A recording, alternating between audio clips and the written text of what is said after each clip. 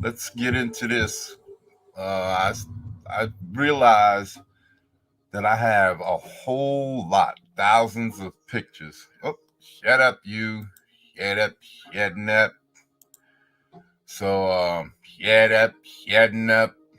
Um, so we have a lot of I realized that I've got thousands of pictures of all kinds of artists that I collected back in 2009 or so.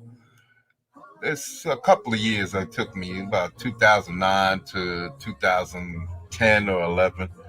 And I used to collect a lot of paintings from Deviant Art and CG Society and all of these different places, just for basically for reference. I was teaching myself Photoshop because I wanted to learn how to illustrate the way I saw a lot of artists on YouTube illustrating, and on Deviant Art you see a lot of guys doing these illustrations and with using Photoshop to paint. So I started collecting a lot uh, of pics from online, just copy and paste, and I wound up collecting a lot. And in that, and when I was younger, a lot younger, back in the '80s, I still have the books, but I just got to find them.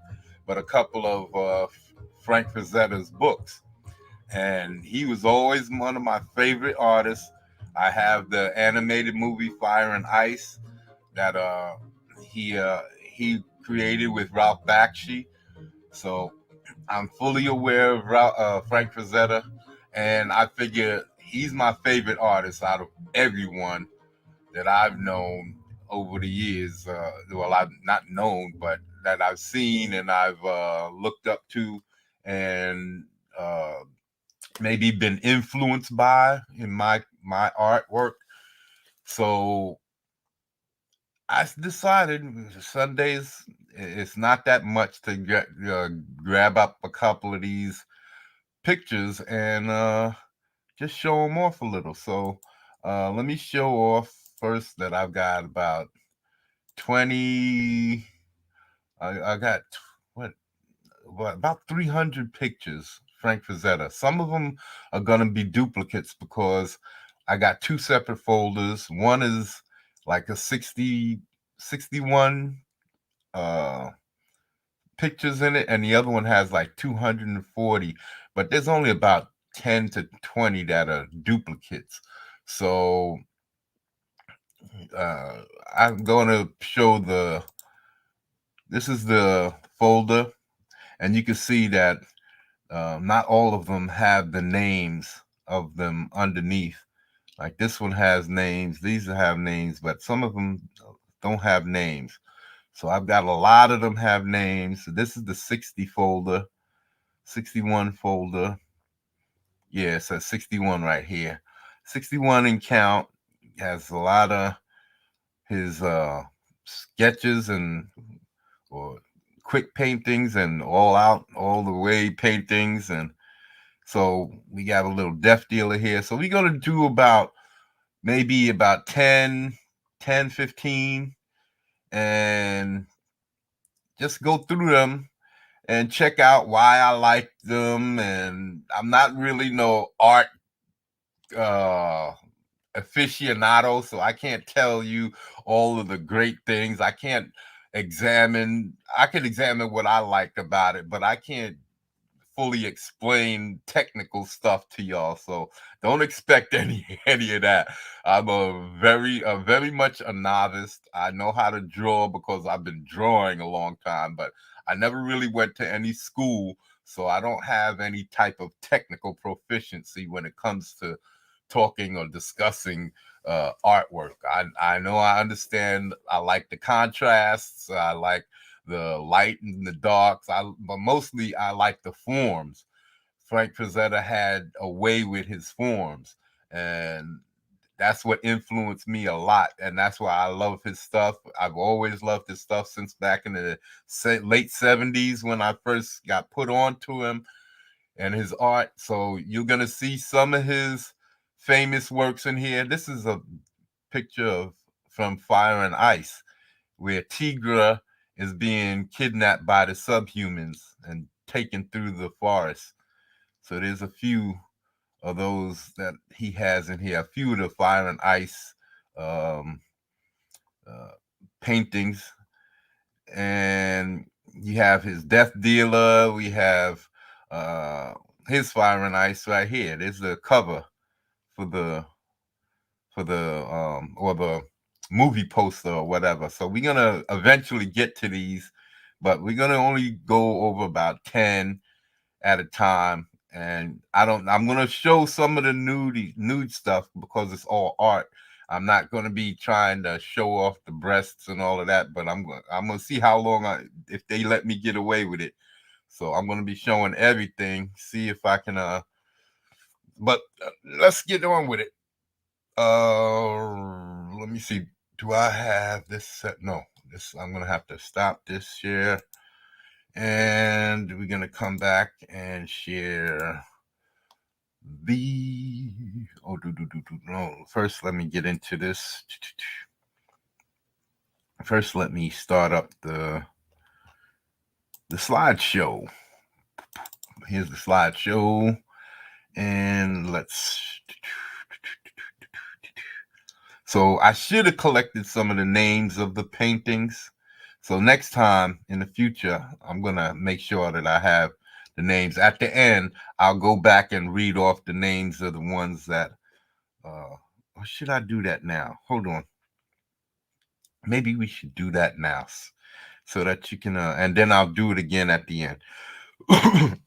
I should have collected the names and gathered, but I just woke up not too long ago. I was up all night drawing, and then I was playing some golf. I was playing some PGA 2021.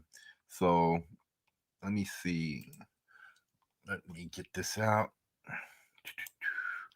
Let me share this so that y'all can see. Hold on. Oh, there it is. Let me see. So I'm a little tired, a little hungry, haven't eaten yet. So, okay, we're going to 1, 2, 3, 4, 5. And then this one right here, 6. So we're going to do about 7 to 15. 10 to 15.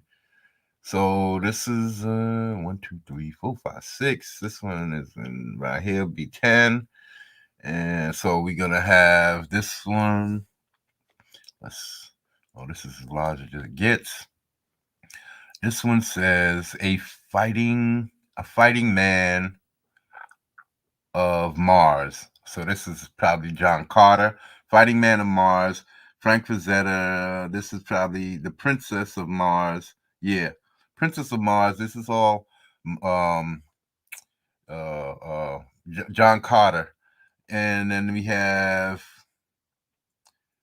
a Requiem of Sharks.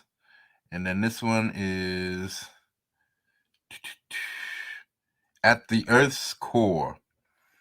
And then we have Battlefield Earth, Beauty and the Beast, Captive Princess, that's Fire and Ice, and Cat Girl. Maybe we'll stop at Cat Girl. Let me see. That's going to be 1, 2, 3, 4, 5, 6.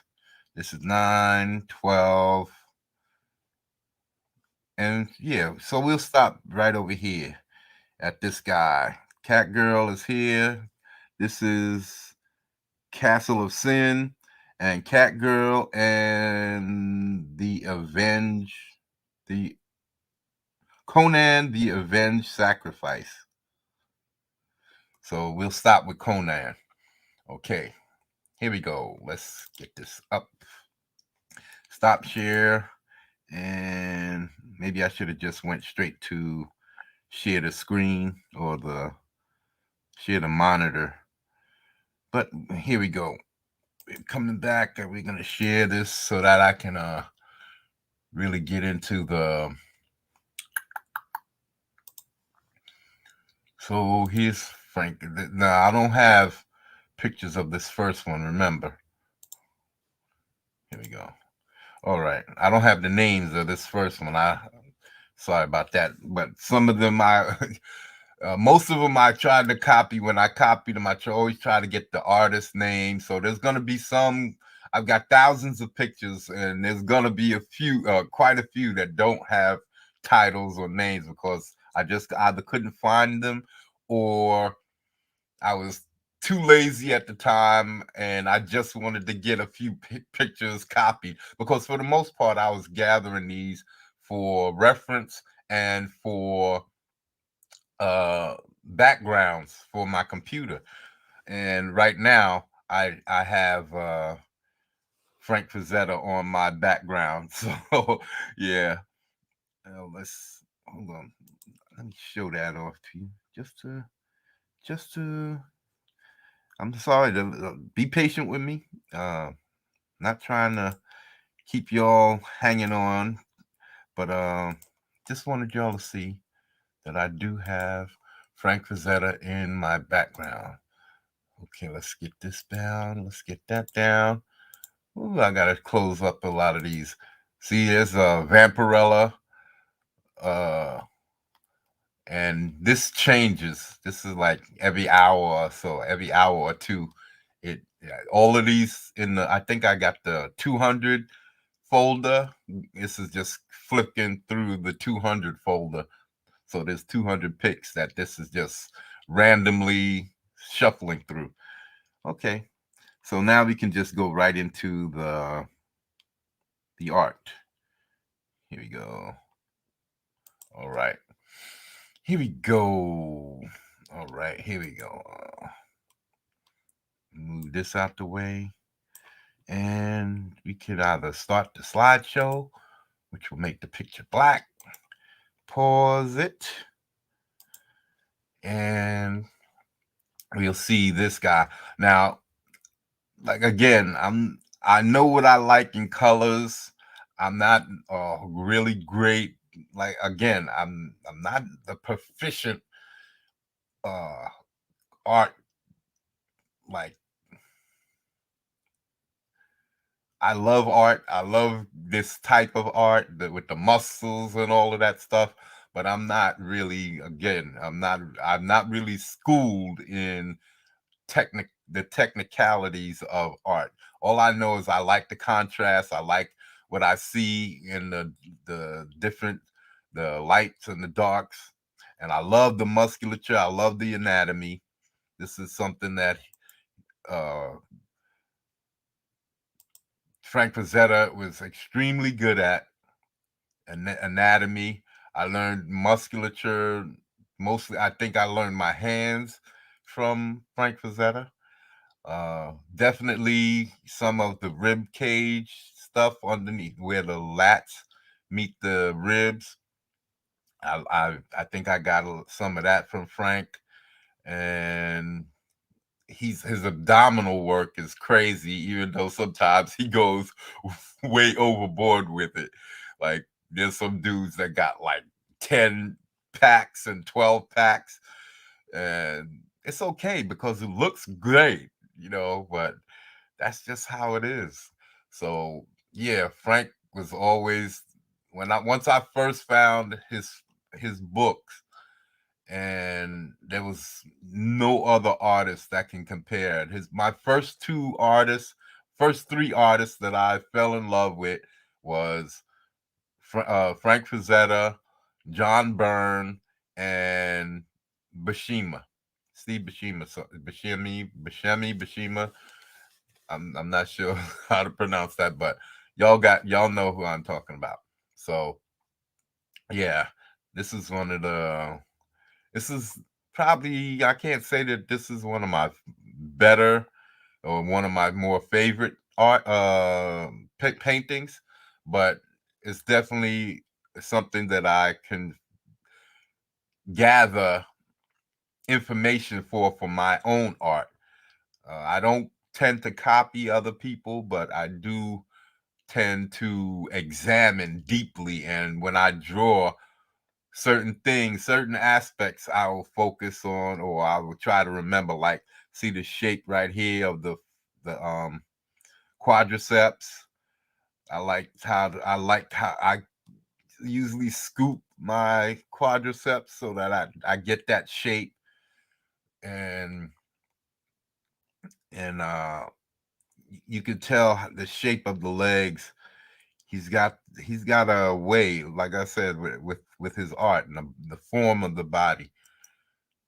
Here's another one. Great. The only thing that I noticed is that his shadows are a little off if in this one, because it looks like the hot spot is back here behind the girl. And so you have a lot of shadowing back here, and then it seems like the sun is behind this is his shadow is behind him, so it would seem like the light source is somewhere over behind her, but her back isn't lit up with light. So, and there's no shadow on him, as if there was light coming from this direction behind her, shining down onto him. And having a shadow from this rock and the girl, overcasting him. So it seems like there's two separate light sources. That's the only thing I just noticed when I was bringing up the files. So I just noticed it just before I started the stream. So yeah, I like the form. I like this foot, because it can show how to foreshorten the foot from the back. So there's a lot of little things. The shape of the calf muscles.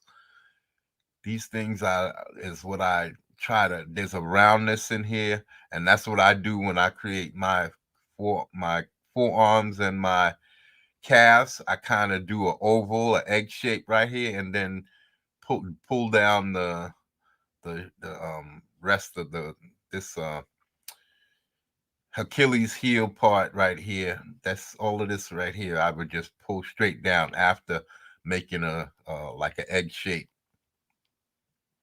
And then everything is about shapes. If you can learn how to develop shapes, cylinders, I always use like egg shapes, even if they're elongated. Use like this circular motion. Oh, not trying to focus on the bunkie. Don't pull it down. So yeah, and this guy, his form is pretty good too. Again, this is a good angle. This is a hard angle to draw because of this quadricep muscles. You don't know how to hide these forms, these curves. It can be tricky because you want to draw it in a certain way, and it can be tricky trying to draw the quadriceps from this angle. The knees are not as bad, but because the quadricep is made up of four muscles, it's hence the quad. That's why, like I said, Frank helped me get through some of these difficult things. See how he does his hands? He always puts, well, not always, but he puts that little index finger, that knuckle out. That's what I think I got that from Frank. So not a lot of stuff, because like I said, I don't copy. I never was one for copying or tracing. I always kind of just did. I like I said, I would study.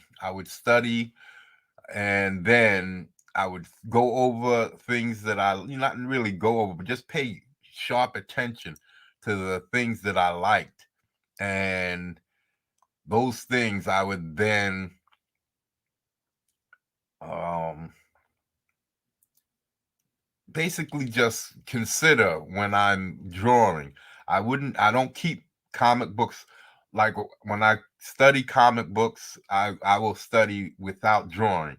I will not draw. I try not to copy. I haven't done that since I was about 10 or 12. Try to copy directly from a comic book page, or draw directly from what I seen in a comic book and try to copy that, or tracing. I really hated tracing. That's why I went to like using reference material such as muscle mag muscle magazines, because back in the 80s and late 70s we didn't have internet, and it was difficult to just find books. I didn't go to the rush to go to the library to look for stuff like that. No, if I had something around, so I bought magazines. I knew that muscle magazines had muscles, real life muscles. uh, I didn't know about certain anatomy books. I didn't understand all of that type of stuff, especially the anatomy books that I was looking for, something that showed off the musculature in the way that I wanted to reproduce. And muscle magazines was the only thing that gave me that. See, when I was looking at comic books, to me, I always said, even Frank Frazetta, he's a great artist, but sometimes he does the wrong thing. Like I said, there's a certain painting that I call to mind when I talk about his 12 packs. There's this one dude with a ball and chain in his hand, and he's got a shield in the other hand, and he's kind of arched backward, and he's got really small pecs, but a long abdominal area, and all of that is all abdominal muscles, and they go on forever. So, but that's not what the human body looks like. But you have to give Frank a pass because his art is so good. You have to make those exceptions. So when I looked at artwork in comic books, and I couldn't, I had to ask myself, what if he was wrong? What if he was just doing what he felt was right and not what was actually correct? And that's what I found a lot in comic books. You know, a lot of the artists in comic books, they didn't necessarily know fully what every and part of the anatomy looked like, or they was just guessing at certain parts, and they would get certain things wrong. So that's why I had to go to muscle magazines, because that was the only thing that I could find at the time that would represent, that I can use as actual real life reference to musculature. So I used that. Then I used How to Draw the Marvel Way. First, I think I had my hands on the How to Draw the Marvel Way, and then I got some muscle magazines, and then I would draw or try to copy the muscle magazines using the muscles as reference. And then I went back to my comic books and tried to use what I learned from the muscle magazines, but then try to soften it and make it look more like comic book art instead of this realistic, like what Frank does. Even though I still have uh, a touch of realism in my drawing, I purposely exaggerated it to give it that comic book type of feel. So this is another one. Again, I don't remember the name of it. I'm gonna, if this one does have the name, but damn, his face is being pulled back hard. Snake is, or whatever kind of creature this is. I'm just assuming it's a snake. It's probably just some kind of tentacle that's grabbing him up. But you can see the anatomy is spectacular. The anatomy in here, the rib cage. This is a lot you can learn from right here. This is what I'm talking about. There's so much you can learn in the subtleties of the anatomy, and how he has the stomach sunken in here, and then it comes back out at the bottom. And he has the oblique muscles here. Or this is like the hip flexor, and up here is the obliques. And this is the ribs. This is really good. The elbow. A lot of people make this pointed elbows, but sometimes there's like two corners to the elbows, and this is correct. And you got the striations of your muscles in the forearm. It really shows the subtleties, not all in your face, harsh, but it looks. You can really see the definition, even though it's subtle. See, that's what I could talk about. I know anatomy, musculature. I worked out for a while. Now, this one is a great composition with everything around it is uh, like this little bit of light that really frames her. This very focuses the figure, and then the light really makes her pop out. And then you have this branch that leads right into the frame, right to her. So this everything is good about composition. And again, you have to examine the different forms of the body. This is how I learned the different shapes. These oblong egg shapes. That's how I learned how to draw. I looked at these oblong, long, elongated shapes, and I try to reproduce those instead of trying to draw in the entirety like a Frank Frazetta. I only took little bits and pieces that I liked, maybe from the hips, how he done his hips and things like that. But for the most part, I stayed focused on like elbow connections and these muscles for the forearms, and really could learn the subtlety of musculature for the women. As far as the women are concerned, there's a subtlety. Um, I showed last night on the Might stream how I used to draw women extremely musculature. It was on the slimmer side, but they still had a lot more definition in them. And I learned how to get rid of that. Even in some of the men, you don't want to always have your men all ripped and shredded. So yeah, okay, that's about four. This is about five. So we know it's gonna be after Cat Girl. So yeah, okay, we have this drawing here's painting. Uh, Again, I don't know the name. I'm gonna next time we're gonna have the names, or I'll let you know uh, in beforehand that there's gonna be no names. It's just gonna be random art because I do have a lot of folders with just random art.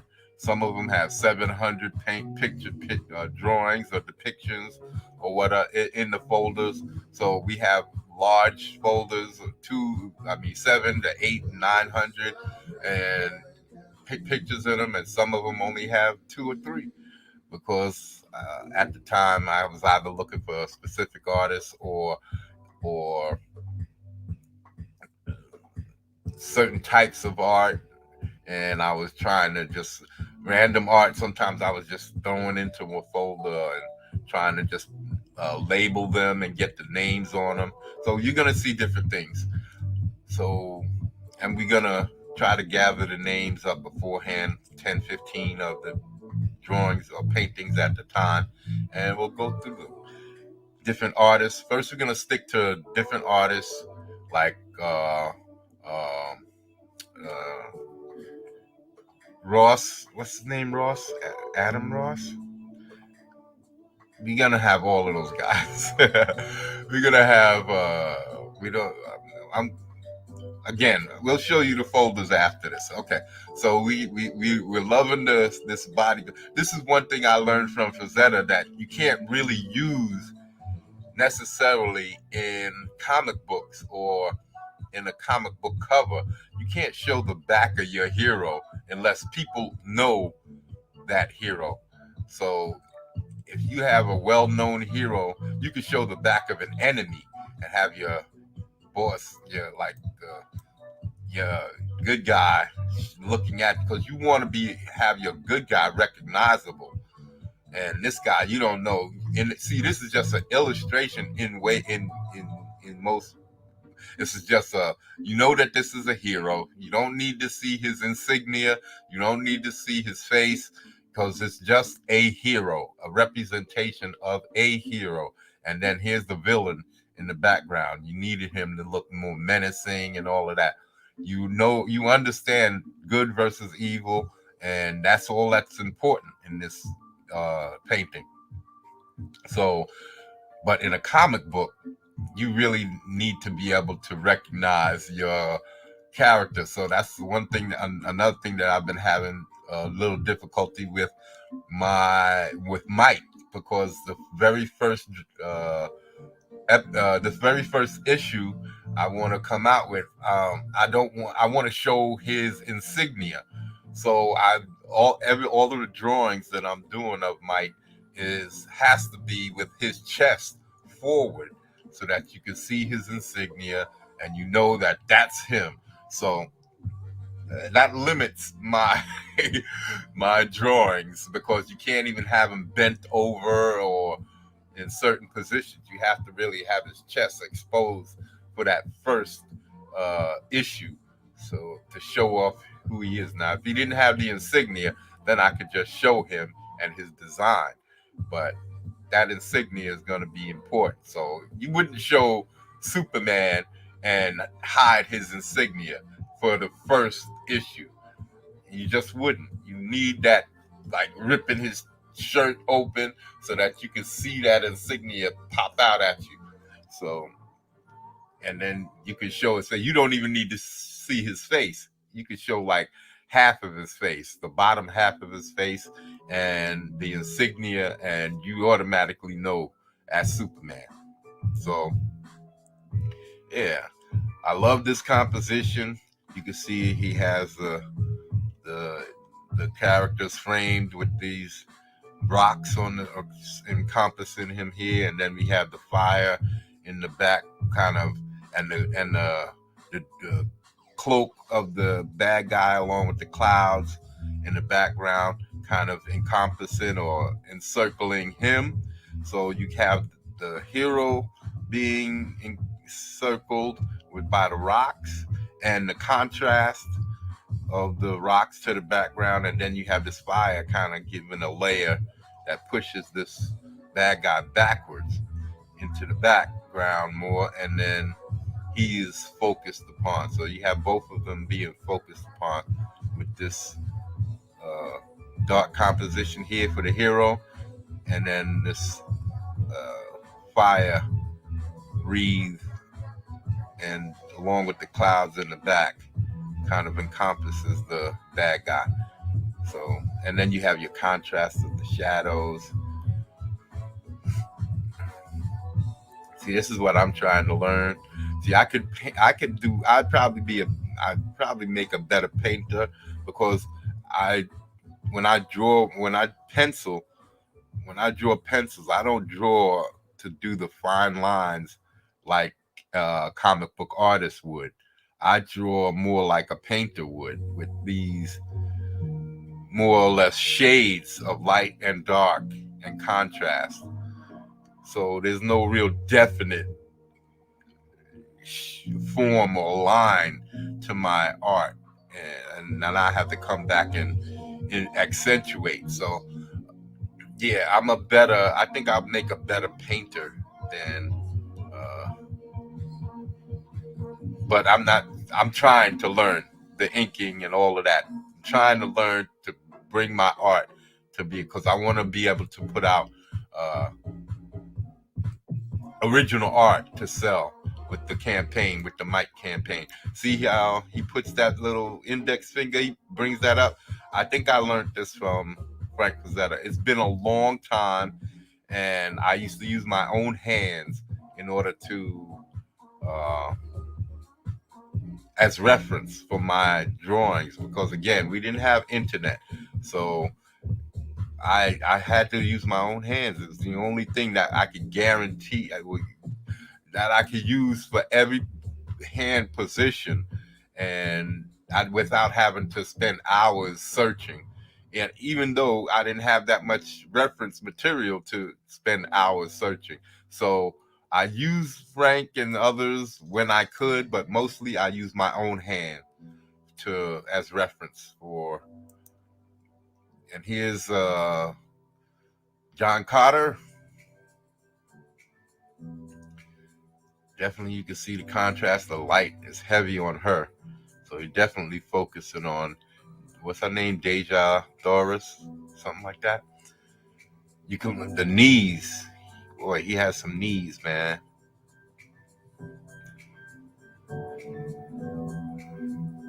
But that's one of the things that I had a little bit of difficulty with when I began starting.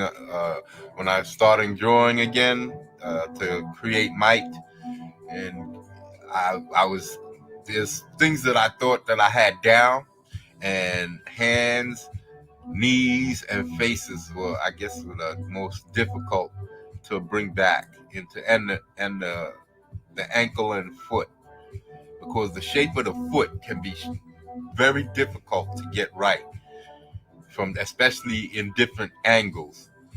So this is very good.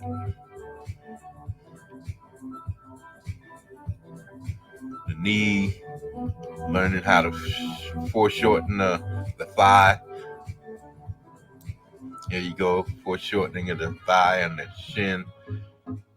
How the knee turns out. Even though I think this is a little bit much, I don't know if the knee at this angle, if the knee would turn out this much. Maybe I would put mine a little bit more here. Maybe. Who am I to question Frank Frazetta? Come on. Again, like I said, he's got the normal amount of abdominals here. See, I got my ribs. This is where I separate my rib cage here. Then I start my abdominals too here. And then you got your belly button. Then you have this abdominal, and then right here you would have the bottom, your what they call this part for the woman, the pooch. uh, the what was it? What did we used to call it? The muffin top, some shit like that. There's another word we called this area, the pooch, the something. Women didn't like that shit. I forgot. I gotta catch up on my slang. Here's another John Carter. He busted up this Martian form. This is hard to do, to create a prone character, especially if they're supposed to be the same size. See, this is good because Martians are bigger than humans in the John Carter world. I got the first John Carter comic book, so and you could see it in the John Carter movie that the aliens were bigger than John Carter, taller. So this is a good thing for drawing a prone character. But I showed last night again, this girl beat up a bunch of like mutants, and in my drawing, my personal drawing, and one of them was prone, and that was one of the hardest characters because I didn't want him to look bigger or smaller than any of the others, but he did look a little bit more massive than the others. But it came out looking pretty good, and he happened to be one of the first ones to get his ass kicked by this girl, so it was good. And so this is a hard, because how do you gauge the height of a prone character, especially if he's foreshortened? Also, that's very difficult to achieve. To have him look like he belongs, especially if you say you have two men who's supposed to be the same size, around the same size. One is prone on the ground, and the other one is standing above him. To gauge that and then put it down and foreshorten it and make it look like it's supposed to be the same size character. Oof, I'm telling you, try it sometime. So again, you see the composition. He's got this moon behind him or planet behind him, which really frames the characters. And you also have the triangle shape of the main characters that come down here. It's a triangle shape. That's composition.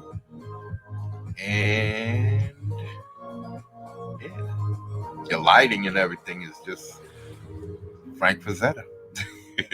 You can't ask for anything more because he's the man. Uh, Even in the stuff that he does wrong, like I said, the only thing that I can say that I outwardly know that he did what was wrong is some of the abdominals that he did. Not all of them, some of them. This is very much a really great, because how many times do you see this position where you can see a woman's legs from the back and foreshortened? This is a position you don't really see a lot. This is a difficult position to draw because there's so many things you have to get right. The subtlety of the calf muscle and then the shin. You have to be able to create that without making it harsh by putting hard lines in there. Just very faint musculature you can see right here. And then to connect the foot and make it look like it's at the ankle. Very difficult. Very, very difficult. And the shark is spectacular.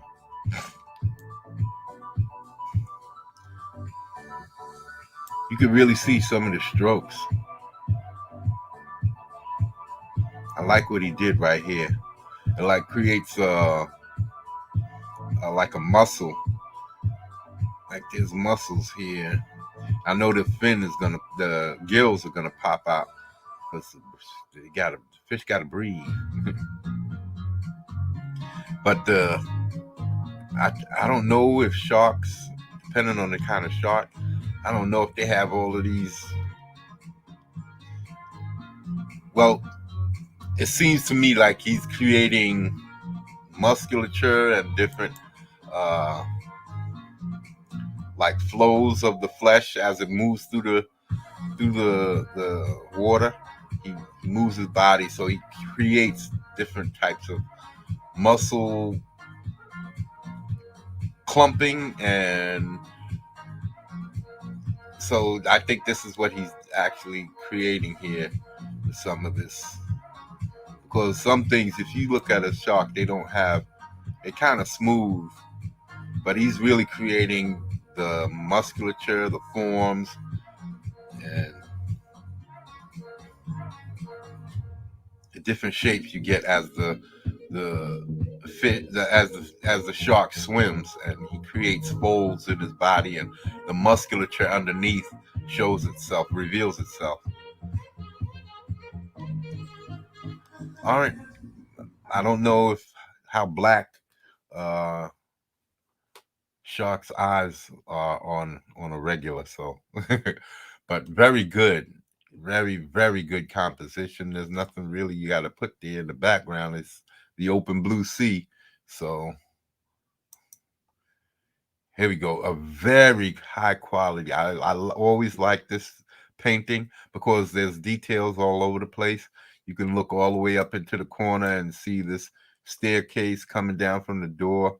Then you have this reptile creature in the back here. You have these snake uh, like tentacles in the background here. And then you have these creatures. You even have somebody sitting on a throne back here in the shadows. It's very hard. If you don't see his hand, you would find this very difficult to make out. Then you have another creature right here. I didn't even recognize that at first. You have all of these creatures that this guy has around here. Staircase leading right down here. And then you have, I guess, steam coming off the water. This is very good, man. And he just brings it down, man. It just comes right down. See, I have to, this is what I need for getting into my backgrounds and stuff more, because there was time again. Like again, I didn't really have a lot of time to draw. Most of the times when I did my drawing, it was on the subway going back and forth to work. So I didn't really have a extensive amount of time to draw. I mostly drew on the subway. I hardly drew at home. When I got home, I usually ate and went and hung out and did my thing, and that's in my 30s. Because when I was a kid, I would take the time and stay home sometimes, but then I would go out a lot, you know. And then on the days, there would be some days when I say, no, I'm going to just stay home and draw because I was in that mood. So, but I didn't make it a habit every day, every day, every day. I didn't draw like that. I got good quick. I think I had because I don't believe drawing, you get, I don't think you get better by what your hand puts down on paper. I think you get better by what your mind understands from what you see. So I think I gotten better in the years where I stopped drawing, especially these last 20 years. My art has gotten better. I didn't lose a step. I lost some the first time I stopped drawing because when I was 18, 19, I got kicked out of the house for smoking weed. And so I stopped drawing. And throughout my 20s, I was hanging out with drug dealers and all of that type of stuff. And I was going to work. I would work nights, putting advertisements on the buses and stuff like that. Then I'd come back and hang out with the drug dealers and then come home in daylight and sleep and start it all over again. So I didn't really draw until all of that life was over. And in my 30s, my early 30s, I said, let me get back. You know, a lot of people was going to jail or getting shot or whatever, or leaving because they didn't want to go to jail or get shot or whatever. So I kind of faded out of that street life and started drawing again. And at that point, I had a very difficult time drawing. Nothing that I put on paper looked right. And I got upset. I shed tears over that because I thought I lost my talent. And then one day I started drawing, and it just all came back to me. I think it was my mindset and thinking that I was lost, that the possibility of losing my art was what made me a poor artist at that time. So when I stopped again in like 2008, 2009, around there, because I was drawing, but not a lot. And then I was trying to teach myself Photoshop. And then my computer crashed. I got that blue screen of death. And I couldn't get on my computer. So I stopped everything then. I really hadn't drawn or painted or anything. And so, but I was watching UFC, and I would still pay attention to the musculature, how they moved around the ring, how their bodies looked when they crouched over and they was wrestling on the ground, all of these different things. And I noticed that when I started drawing again, that my art really was a little bit more improved because I remembered and I made sure to keep that information in my brain. And so when I saw my art, I know, but the things that I didn't focus on, like fingers and hands and stuff like that, I had to go back to the drawing board and start using my hands and start again. But now I'm all of that stuff is coming back into focus, but I still have to work on my designs and my backgrounds and all of that other stuff because for years I haven't drawn that stuff. So all that coming back a little bit more difficult. So examining these types of things, this is what helped me to get my what Dan Frager says is his visual library. artists from when you look at a lot of different art, and you, like I said, you pay attention to it and you keep those things in your brain. You develop a visual library of like different body parts, like this knee and all those things, how the face looks at different angles, the skulls, animals, all types of things. Hands. Look at I like this hand. I draw hands like this all the time. And I think I got that mostly from a Frazetta because he has a way of drawing certain things. I think I even got this way of drawing hands, this evil, sinister way of like arching the hand down at the wrist and then drawing the fingers way up like that. Yeah, I think I got that from Frank too. But a lot of comic book artists do that too, so I can't really say that I got that from Frank. But how he draws his relaxed hands and his fists, and he extends that knuckle of the index finger when he uh draws. I think I got that from Frank, definitely. So here we have another female you can see he has her legs going two different directions and it looks good. He has this knee, they're like knock knee. He has this knee going back sort of into the left leg, but behind it. But so she kind of crossing her legs as if she's trying to fold her left leg over her right leg, but she's like walking towards this direction or catching herself. Wow, that's something coming at me. So she stops walking and she's kind of catching herself. So this leg is going back and this one's coming forward, and it's just a spectacular drawing. What's that pouch called? A poofa, a fupa, fupa. That's right, a fupa. That's what this is called. This part here, this muffin top, this is called a fupa. I forget what it stands for. Uh, Fat something, fupa, something. It's stand. It's a short. It's like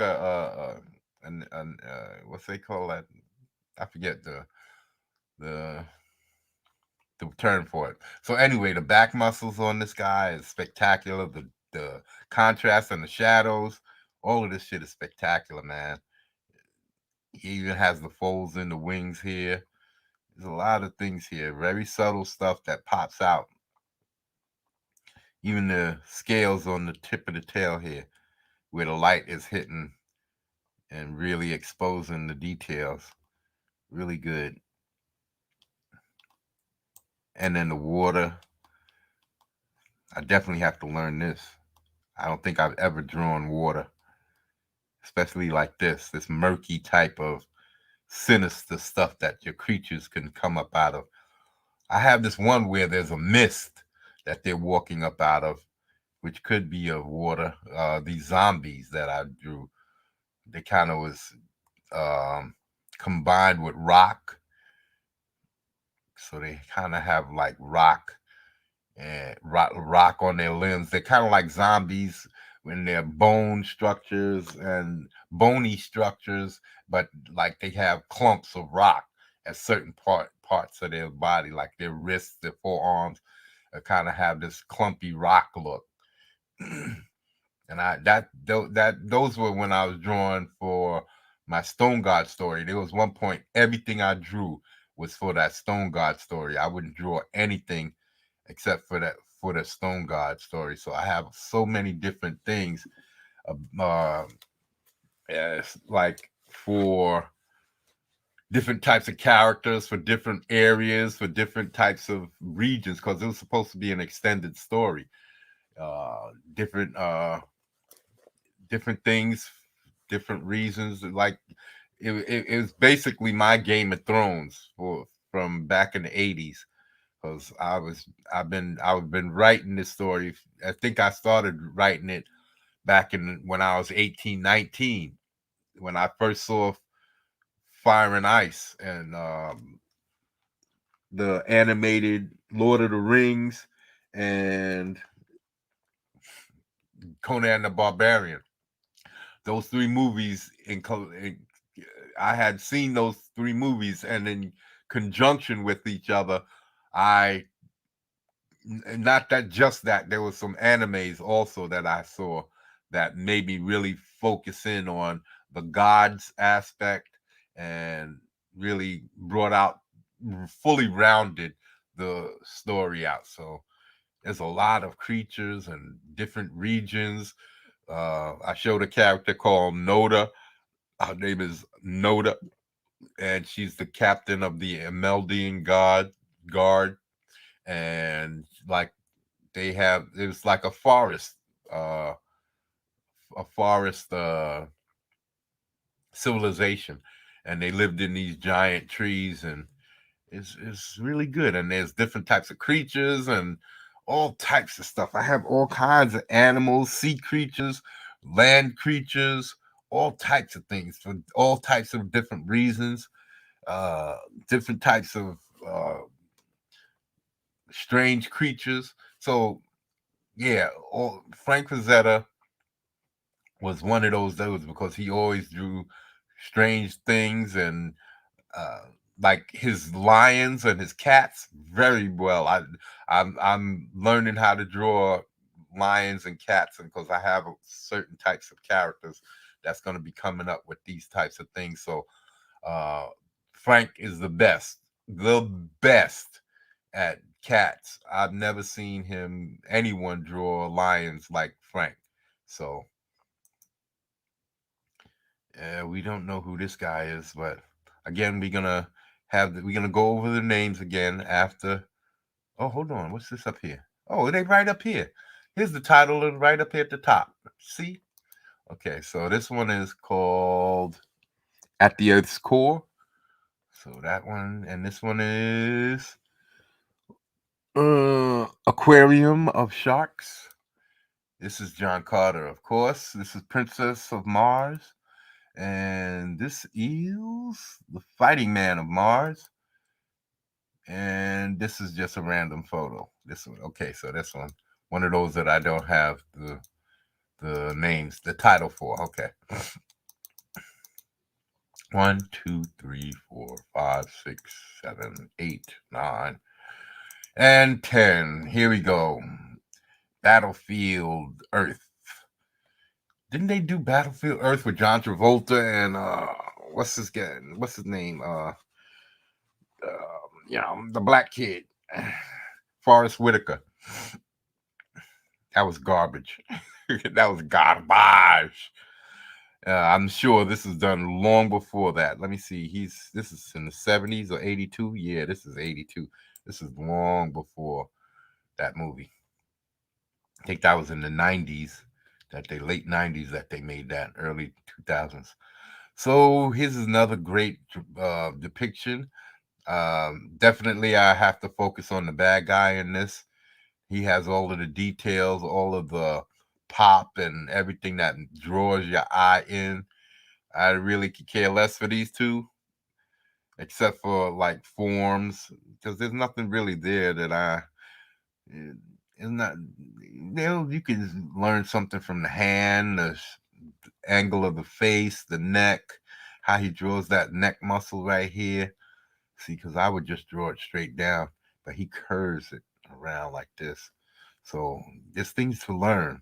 Definitely how the pectoral lies on the chest right here, how the lat lies comes from of the back and comes under the arm. So this is definitely the hip right here. This is where the hip bone would be. Well, not the hip. This is actually your thigh bone, the femur, the top of the femoral bone. And this would be like the socket right here where the joint connects. And then here's your hip bone. Well, this would be mostly gluteus maximus. So your hip bone would be right up in here. Come up in here. So there's definitely things you can learn if you don't know these angles.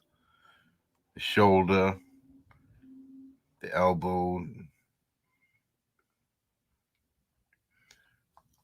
But this guy really, you see, now here's a good angle because you can see now some people who draw, you they draw disjointed arms, like this part right here would be going up in here, but the bone connects right here. This is where the bone connects. Here's your elbow. So the the shoulder is right up in here. This is right where your shoulder joint would be connected. Your collarbone will come across here, connecting here. There's a cradle where the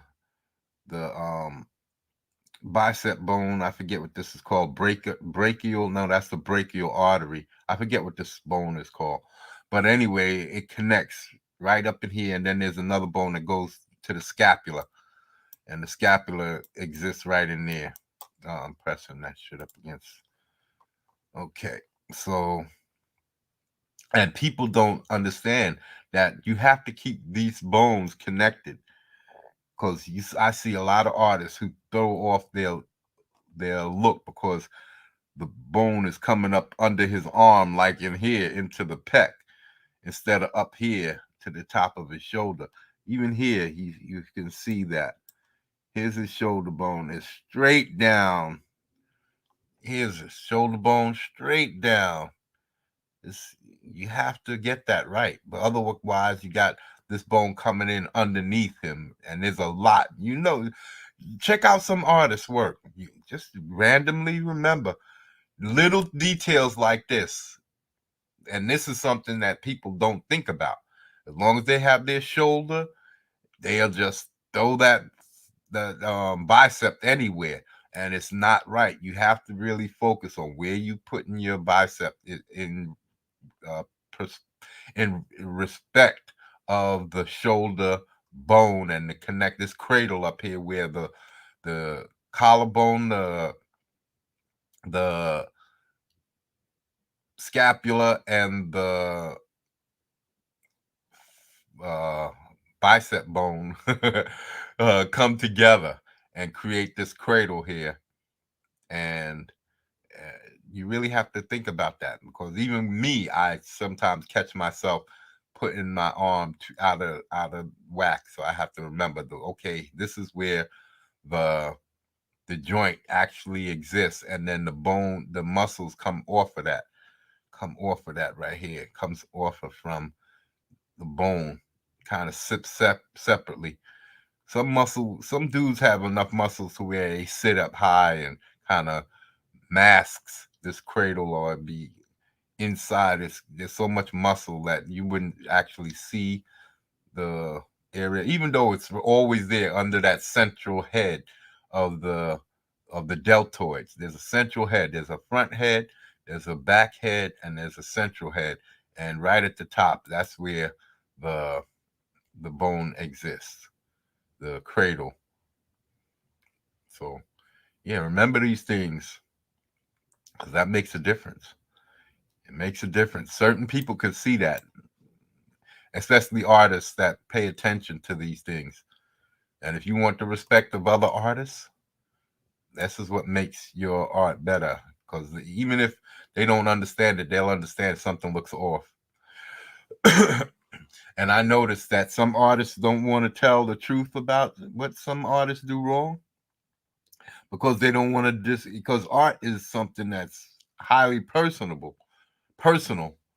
You tell somebody, an artist, that their art is funky or fucked up, that's very damaging to that artist. It can be extremely hurtful, because it's like I said, art is an extremely personal thing. They take up the time to try to learn how to do these things, and then to realize that somebody that they respect, or someone that they could look up to, says that their art is bad. From the average person, artists could take that, because the average person, they might see, but they don't understand. And so you can make an allowance for that and say, fuck him, he don't really know or understand. But when an artist looks at your work and says, wow, this is a little off, you need to work on stuff. Now, if he's being critical, constructively critical, that can improve an artist. And the right type of artist will always say "fuck you" to whoever, because he knows he's gonna get better, or he can get better. So, and he'll push for that. No matter if somebody tells him his art is shit, he'll push to get better. Like I did. Well, nobody ever told me my art was shit. I kid, for as long as I remember, I had some kind of a grasp on on my art, and I always thought my art was decent. It was, even when I have some work that I'm going to be scanning in so that I could show like this on this type of viewer, so that you can really see the details, because it's so light and it's just pencil work, and I did it on construction paper and it's faded, so it's really hard to show. I did a video showing it, but I said I was going to scan it and I never got into it. So I got to scan it and get it in here so that I could show it off, put it in a separate folder so that I could just show off all of my earliest art. This is the earliest stuff. And you'll even see back then, when I was about 13, 11, 10, something like that. It had to be before I graduated high school, because construction paper I got from elementary school. My years, I was in Catholic school up until 8th grade. So up until that time, I was drawing on construction paper because I liked the texture. And after I started running, because it's hard to get, my moms would bring me home regular mimeotype, I think it's called, regular typing paper. And that's what I used to use for as white paper. But I liked the construction paper because it was bigger, and I liked the texture. I liked the way it felt when I was actually sketching across it, because it had more texture than regular paper. Yeah, this guy's knees and the knees are really good. And again, you see how he shows this bulging of the quadriceps. Now, I'm not gonna say that I learned that from Frazetta, because I don't remember focusing on Frazetta's quads. I know there are other artists. I can't pull them off the top of my head. Could be John Burns, could be Bashima, could be other artists. I'm not sure that really focused. It could be Bart Sears, because Bart Sears really had heavy musculature. So it could have been any of that really changed. No, it's Muscle Magazines, because I really focused on bulging out my quadriceps with that my mega mutant, or when I originally called him the mega mutant. When I first colored him and drew him, you can see he's really bulgy and bulky in the quadricep area. So I really focused on making these really round uh, quadricep muscles. So it had to be early. Had to be early. So it couldn't have been Bart Sears, because I didn't get into Bart Sears back until in the 90s. So it couldn't have been Bart Sears. It had to be the Muscle Magazines that drew that out of me. Okay. And here we go. This one is Beauty and the Beast. And here we go with Beauty. Again, you don't really have to show the face of your heroes or heroine, but look at the legs. Again, you can see this little arch. Shows that the calf muscle. You're looking at it from a foreshortened. This ankle is closer to you than the knee. So she's stepping into the picture. Her leg is back towards you, and this shows you that foreshortening. You see that foreshortening right in here, just with that little. It only takes a little slight representation to show foreshortening, and to let you know which way the muscles are supposed to be going, which way the leg is supposed to be going. Very small indications. Look at this, very small indications right in here, very small indications. Here is shown off with light, but if this was just without light, if it was just a sketch with the outside lines, this would be all the indication and be very slight indication of this over, that this part of the muscle is in front of this knee, or this knee muscle or knee joint muscle. The meniscus, not the meniscus, what do you call it? MRL? I forget what these muscles are called, that they call them. You hear about a lot about that in UFC when they talk about these guys tearing these muscles when they get kicked in the knees and stuff like that. You hear them. It's like 2 or 3 different muscles in here, tendons that can rip and tear, and that's what you're looking at here: tendons and muscles holding these joint and making the joints work. And this, you can see, this is the overlay here. This is in front. This is in back. Here's in front. This is in back. Here's in back. This is in front. There's a little bit of knee joint right here. And here's the calf. This is in front. And here's the knee. That's in back. And then there's the quadricep. That's in front. Or in back. And then here's the hamstring muscle, very subtly, right in here. This is in front. And right here would be in back. It's very subtle shit, man. Here's the outside of the quadricep. Seen from the back. See, so this would be that separation right up in here. That shows you the hamstring and into the knee. The tendons coming down to the back of the knee right in here. And then this would be the quadricep, the outside quadricep. All these little subtleties and details makes a huge difference in your art.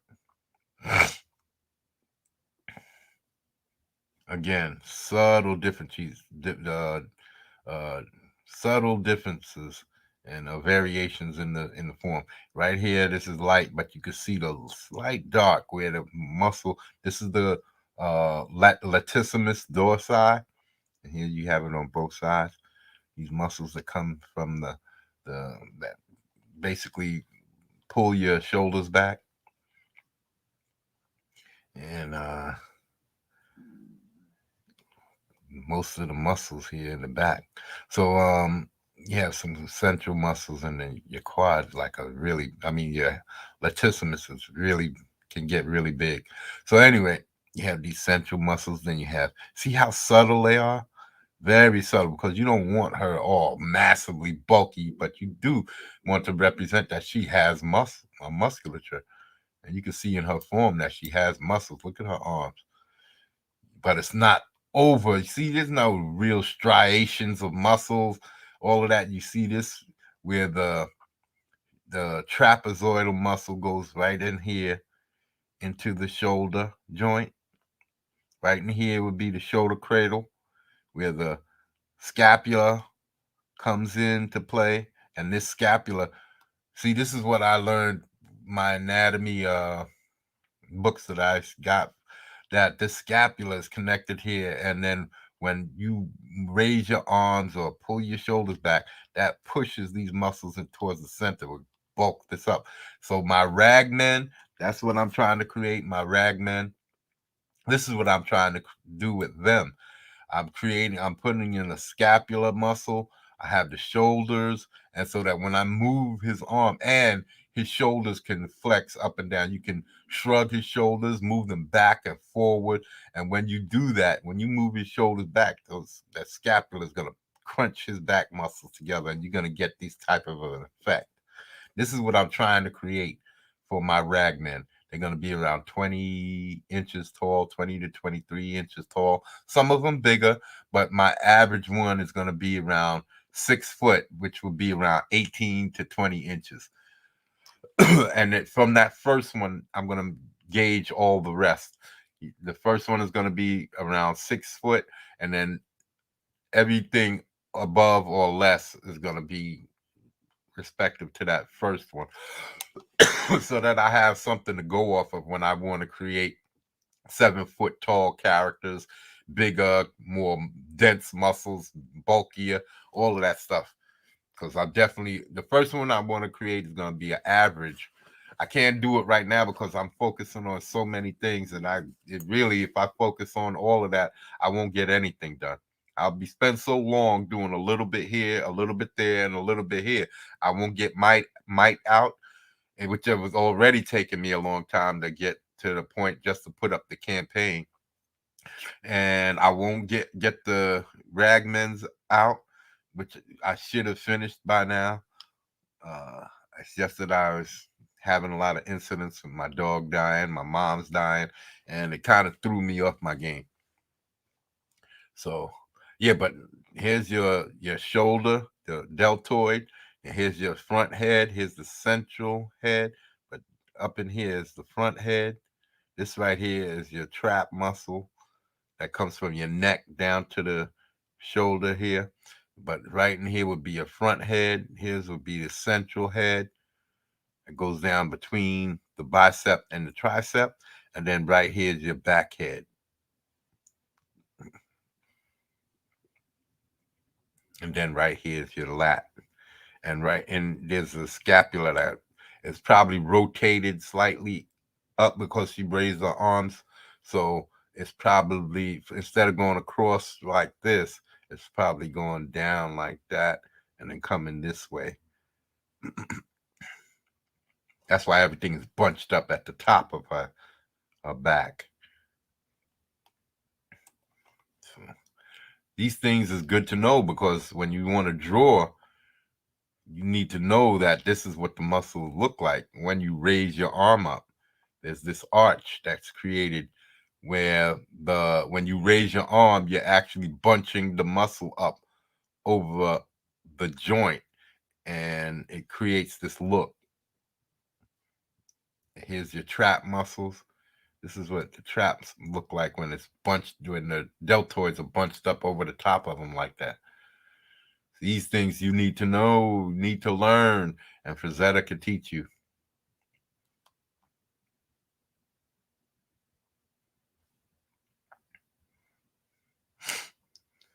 Yeah, look at that. Splashing of water, foreshortening of the quads, the knee. Yeah. Oh, here we go. Captive Princess. This is Tigra. Tigra! Man, I might watch Fire and Ice today. I haven't watched my animated stuff in a minute. So uh, I've been watching stuff. I watched all of my DC animated movies. Now, I didn't watch all of them. That's a lie. I only watched from Flashpoint, uh, Justice League Flashpoint Protocol to I'm watching right now but I don't own those. I own all of the others. I own from Flashpoint. Actually, I own earlier the one versions too. Uh, the Justice League versus the Elite something, Doom, Justice League Doom, all of those early ones, Crisis on Two Earths, all of those early stuff that came before uh if Flashpoint Protocol, but that's when Flashpoint Protocol is when it got bloody. It got really bloody and gory, and people was getting chopped up and murdered. Those early ones, there was none of that. There was fights and all of that type of stuff. People getting captured and frozen or whatever, but there was no murders and kills. So not in the way that they started doing it in the Flashpoint Protocol. Um, I'm watching I haven't seen that one with the dragon, Batman with the something dragon. I haven't seen that one where I think it's some kind of Asian thing. But this Batman Halloween thing, I think it's extremely slow. Uh, the story is boring. I don't really care because to go from all of that they did from Flashpoint Protocol to the finale with what is it called? Justice League Dark Apocalypse. that was the end of that run of the DC animated movies from Flashpoint Protocol to Dark Apocalypse, and I have all of those that have focus on that timeline and all of that. There's a few Harley Quinn that I didn't bother getting because it's garbage in my mind. Too young, too young. They more for the younger audiences, so I didn't bother getting those. But all everything else I got, and I got that Superman one. And I think that's my last one because I think they're slowing down. I don't really like the new art style that they've chosen to do. It's more looks like a comic book with the thick holding line, and I don't like that for my animation. It looks too much like a comic book, but mostly is that they're slowing down the animation, the story. They're slowing it down, and I'm not going to be paying $20.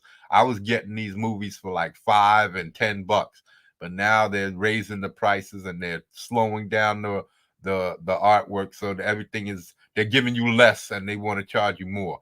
So I'm not doing that. So I think this is seeing. I'm watching it on HBO Max. I happened to stumble upon it on Friday. They had Halloween one, the first half, and then I when I finished watching it, I saw that they was playing the second half. I always say, "Oh, let me check the second one out, see what happened." So they don't have the others on there. The Batman something of the dragon. So I they don't have that one on there yet. So I'm gonna have to wait for that. I don't think I'm gonna bother though. I think I'm over the DC thing. I think they're taking it to this new era where they don't really want to give you the they don't really want to put in the effort in order to give you the quality work. So I'm kind of falling off of it. So I'm gonna have to find my entertainment other places because there's no more animated stuff coming out anymore that's decent. I'm gonna have to stick with anime if I could find decent anime. I just bought Death Note not too long ago. I have to check that out. I haven't watched it, and I have some other animated movies that I bought, like the Deathstroke one. I bought that, and the Man of Tomorrow, Superman. I bought that. I've seen it already, but I haven't watched my version, the one that I bought. So I have to watch that to make sure that it's playing right. But back into this. This is the Subhumans. They look like primitive ape men. Again, his hands. I love the way he draws his hands. But this is right after she's kidnapped from Fire Keep. The Subhumans. There should be more of them because there was a whole crowd of them. There should be more back in here. Maybe one up close, his face right here. Maybe behind her foot. But either way, there should be more of them. And one should be bald because one had bald head with a ponytail or something like that. And he was kind of like the leader. So anyway, this is Subhumans. And matter of fact, I created sort of like Subhumans for my Stone God story because the Stone God was creating these creatures, these humanoid type creatures, using his abilities. And yeah, I kind of ripped off Fire and Ice a lot in the beginnings of the Stone God story. But when if I was to start drawing it over, I'd have to update everything. So drawing it over, I would change everything. I wouldn't make it this primitive. I would make it a little bit less primitive so that I could put in outfits and have wizards and all of that stuff. Even though you could do that with this too. But this is extremely primitive world. Everybody was wearing loincloths, and there was no real uh it was mostly this type of environment, all outdoorsy stuff.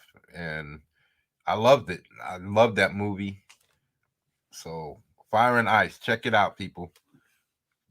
With Ralph Bakshi, Frank Frazetta. Is all inspired by his art, and The women, Tigra was thick as hell. All of them was thick and juicy. Thickalicious. That's what it's called. So we have the Captive Princess based on Fire and Ice, the animated movie. Let me see what year this is. He didn't have the year. Damn it. He doesn't have the year. So, okay. Oh, this is let's pull that off because we don't want them to pull the stream because of they're saying that I'm showing all of this. This is art, and this is a professional artist who sells his work for thousands of dollars. So, who sold his work for much money? They should allow this because I'm not showing gratuitous nudity just to show it. This is not for the nudity's sake. This is to show the form of the body, what he did with his art. The feet, the calf muscles. Again, that same egg shape. How he connect the hamstrings and the LCLs, MCLs, LCLs. I think that's what they call. These are tendons that connect to the knee and make everything work. How the hamstring is cupped underneath,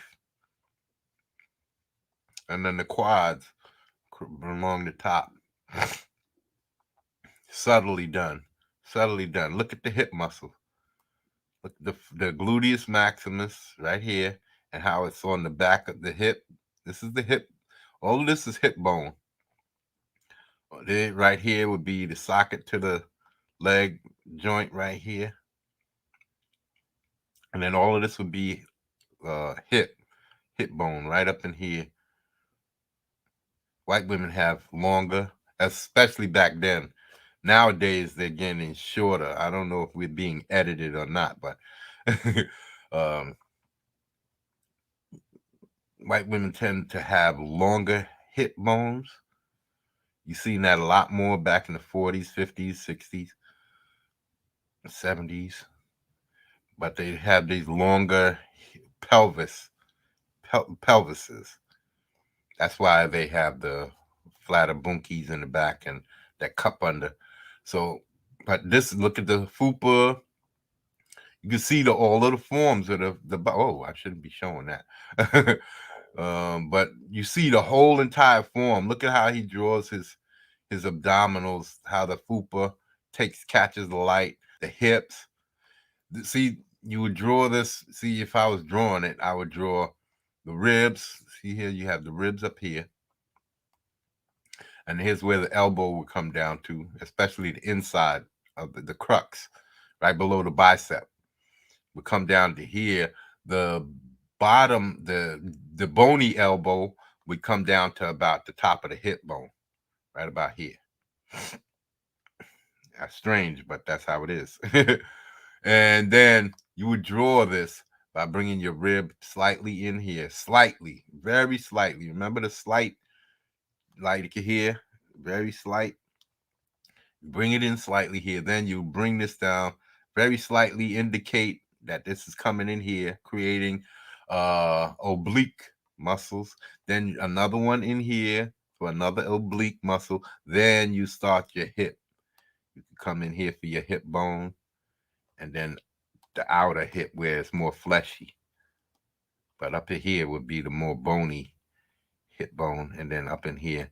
Now there's bone here, but there's flesh on it because this is going to where the gluteus, back towards the gluteus. All it is hips where there's more flesh on the bone, and that will go down to the quadriceps and the calf muscle. So yes, and then the faces, women's faces, spectacular. Spectacular. I love his eyes. He made some of the most attractive women.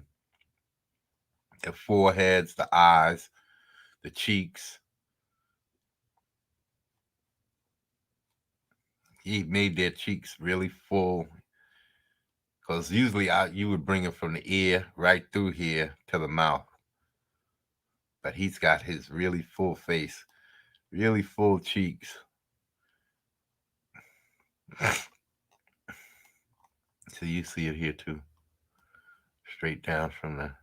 And there is a formula for making attractive women.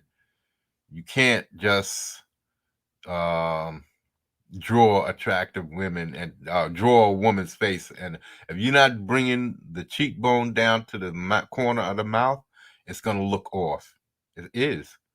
If you're drawing too many lines for the nose, it's going to look off.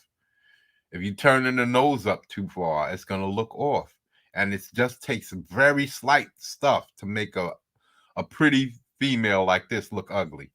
So, and then you have your night stuff, the forms of the horse. That's another thing you need to learn, that they have the same things. See, this would be something like a hamstring, even though this would be the thigh. This right actually would be the hamstring. This would be the thigh, and the quadriceps would be up here, right? So this would be the calf. This would actually be the calf, and this would be your Achilles tendon.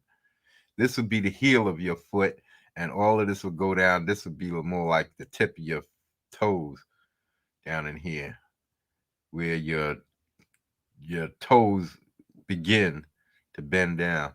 So animals have an extended foot, I guess.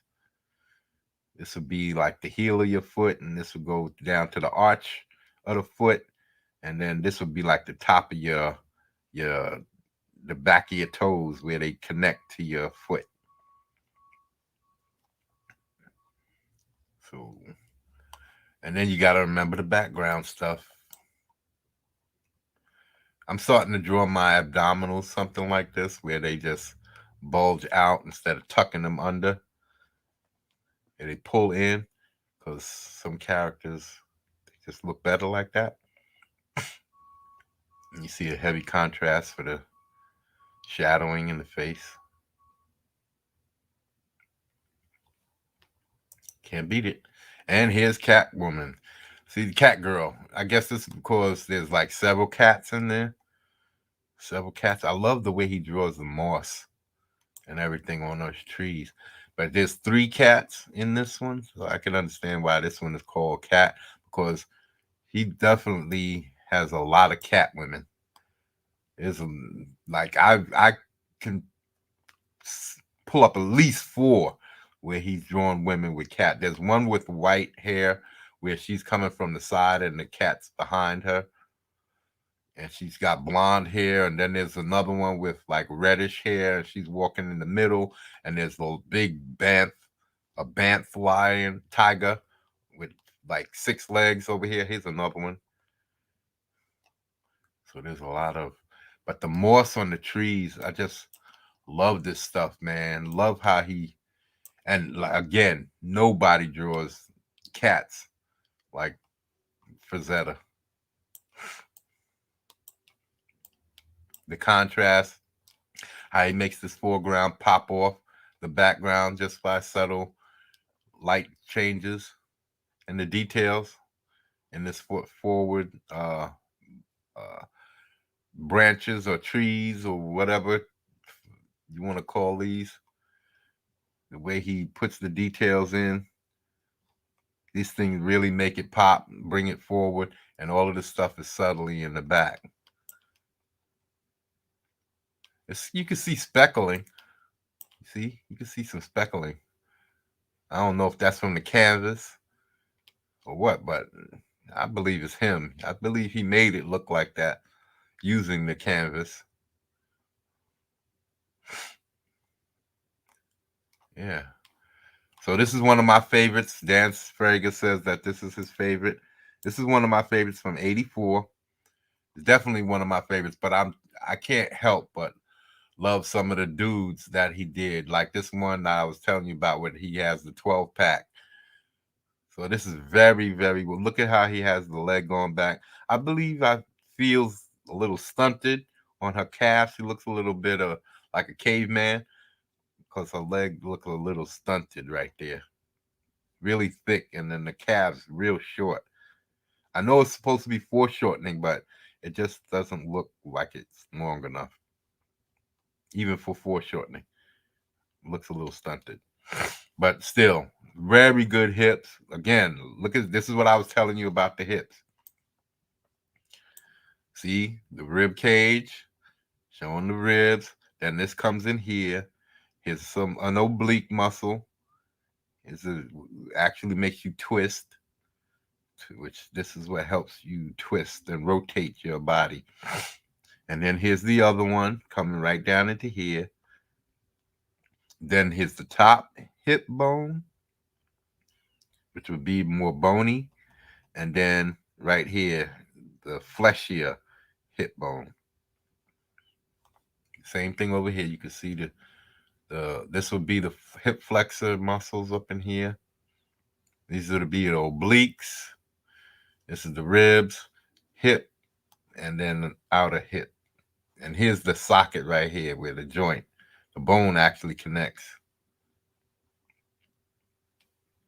Very good art. And even with the arm, you can see he's not focused. He's showing the detail because of the shadows, heavy shadows, but he's really not putting in heavy detail. You just know that there's a biceps there, tricep, elbow joint right there. This is an elbow bone because believe it or not, the elbow's here, then the forearm. So you gotta, some people don't put that elbow right there. They just bring the forearm all the way down, connect it with the upper arm. And I do believe that this is the last one for today. Conan the Avenger Sacrifice. So we see that this dude is trying to kill this chick. And Conan is there to save her. Let me see. Let me see if we still alive. Oh, don't tell me that I didn't. This whole time we've been. Very true. The whole time this. Oh no, this is just now. Let me see what we've got here. Hold on. We'll go back to that. I just want to show some of these. Hey, what's going on? Doodle Squatch. Very true. Very true. How you doing? Sorry that your phone died on you yesterday, but thanks for coming through. Thanks for coming through again. And the people that can take criticism get better faster. Yeah, that's right, because you're focusing on your art instead of the criticism. Some people let the criticism get them down, and I never really had anybody to criticize me. I always only just had my parents to say, "Oh, you good," or friends say, "That's good, that's good." So you can't really gauge from friends and family because they're not going to want to hurt your feelings. They're always going to say, "That's good, that's good." But strangers are different. You know, you might see a look in their eye or something like that. And I've just always had a knack for it. Like I said, I've always thought I was good because I've always had this knack from it from my youngest years when I was drawing Gigantor, where that was a very basic. He looked like a big vitamin pill with a bunch of vitamin pills hanging off of him. Like his arms were just these long tubes, his legs were just this long tubes, and his body was this long cylindrical form. He was, that's all he was. So it was the easiest character for me to draw at a young age. And he came out looking good because it was just really basic cylindrical forms. Have you seen Invincible? Yes, I've watched it several times on Amazon. I've saw uh, the comic book thing on Danny Malt on YouTube, but he did the whole Invincible series on his channel, and then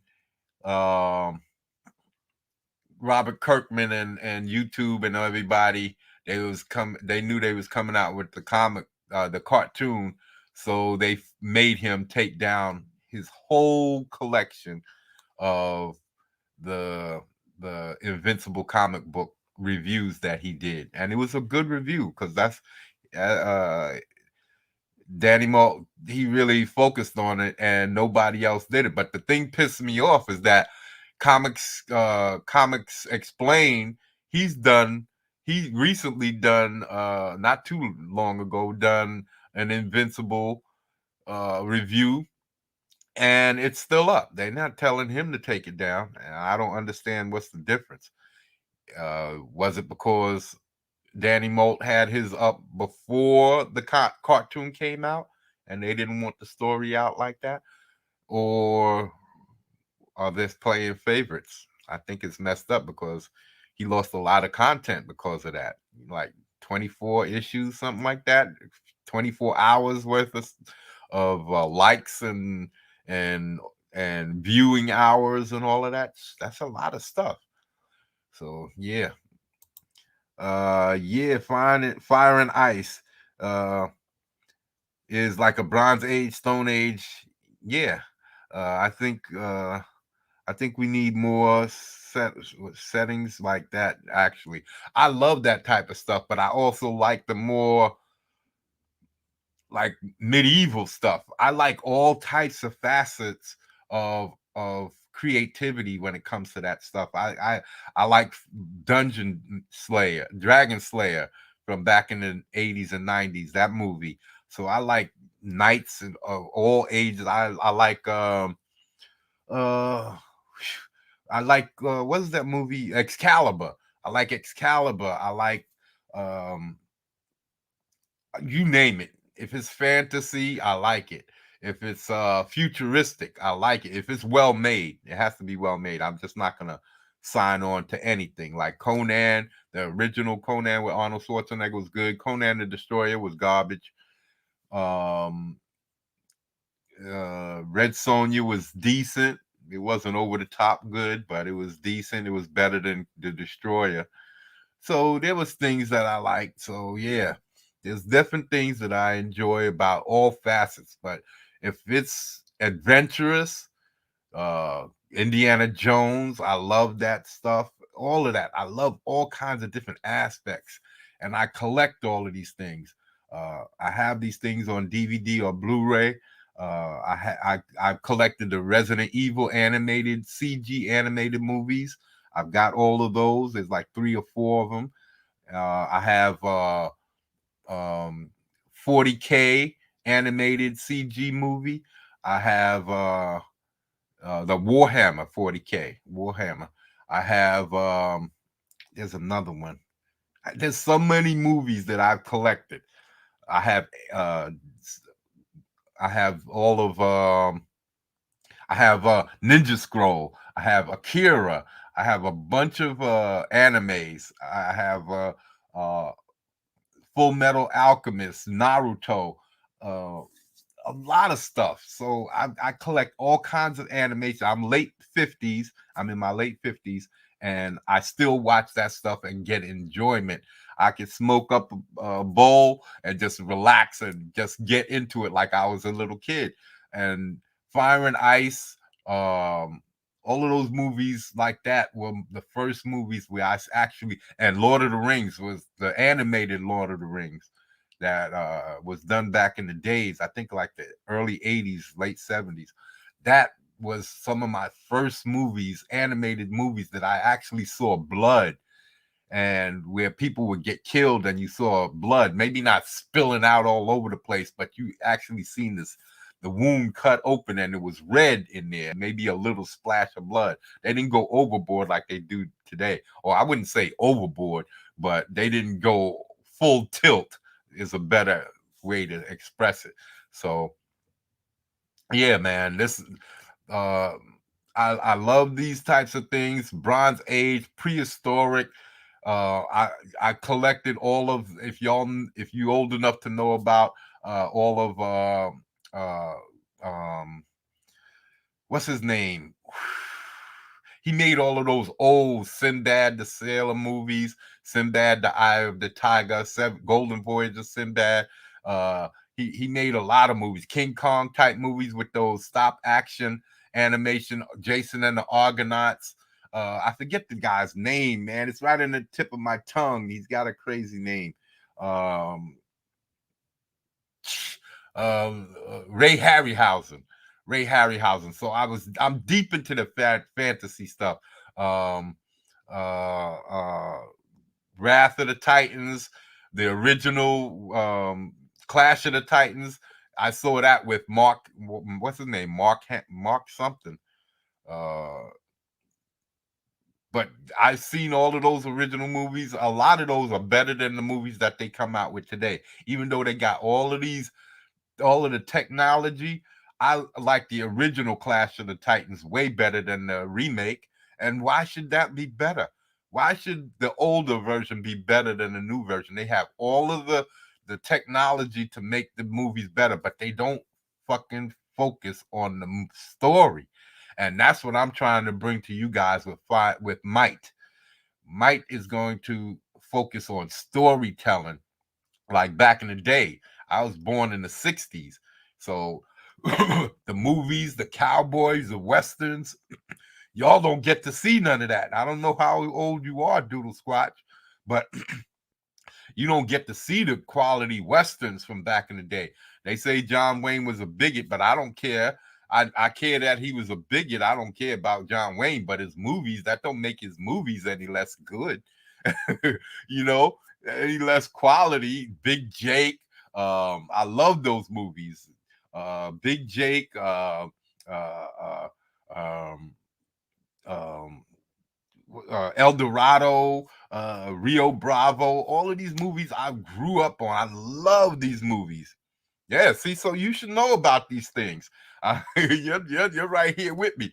You should know about all of these movies and stuff like that. And this stuff was just far more entertaining than they are today. They seem like they're taking a short route into just trying to crank out stuff, throw a lot of CG at it, and the story fails. So let me see here. Yeah, Deathstalker, yeah. Deathstalker is good quality characters, bro. Yeah, Excalibur was amazing. These are some of my first movies that introduced me to these concepts. You didn't have a lot of that stuff. You had them, but there was more like Robin Hood and Knights of the Round Table. And there's one of my favorites from back in the day with Tony Curtis called The Black Shield of Falworth. I don't know if you know about that one, but these are movies from way back in the days that I grew up on and that I fell in love with, and I still wish I can get. But because the movie industry is trying to make everything a mortgage where you're paying for the rest of your life to see a movie, and they don't want you to own anything anymore. I don't understand why people are giving away their consumer power and giving it to these corporations, because they're trying to take away the right for you to own movies. And now all of these old movies that I used to buy, these old military movies like Guns of Navarone and uh, A Bridge Too Far, Kelly's Heroes, Dirty Dozens. All of these things are hard to find now. You can't find them on Blu-ray or DVD. You have to buy them secondhand or some shit like that. It's just very difficult to find. I was getting them just like 4, 5, 6 years ago for like $5 and $6, and now they're 20, $30, and it's like difficult to buy this. And these are the things that it's just aggravating me, because I can't enjoy the things that I want to enjoy. You have to wait for them to put them on some website, and then you have to depend on them because they're going to take them down when they want, put them up when they want, and you're becoming a slave to some corporate giant who's just turning you into their slave. So people got to stop that, man. We're losing all of our art and our entertainment to corporations. So, but that's not what I was here to talk about today. Yeah, 48. Yeah, okay. That's like I said, you're right here with me, man. Yeah, I like all those same stuff. Yeah. I collect them. I got boxes and boxes of movies and animated movies. I have all of a lot of old shows, like the original um, Hawaii 5-0. I have the whole series Cannon, Mannix, Starsky and Hutch, Hunter. Um, what's the three kids from back in the days? Um, Mod Squad. I have the Mod Squad. I've got all of these collected shows. I have Vegas with Dan Tanner. I have Spencer Spencer for Hire. I have all of these shows, and believe it or not, there are topics in those shows that people don't cover anymore. We've limited our focus, and then you can't understand why people don't have the creativity there, because they're throwing away the history and calling it misogynist and all of this idiot crap. But art is art, man. There's things in those, like Cannon.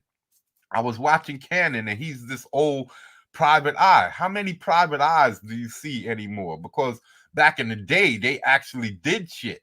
Nowadays, only thing private eyes do is search for people who are trying to get away from their responsibilities and looking to find cheaters. Who cares about that shit? You can't make a movie or a TV show about that. So detectives have fallen off the map. So, and in canon, they actually had Cold War stuff where secret organizations doing things trying to. So this leads right up my alley. There's topics that I can gain knowledge from and watching these old shows to help build might into a formidable property. And you'll see if you get on Comicsgate and you get a lot of these comic books, a lot of the stuff is like werewolves and basic stuff. Where is the intrigue?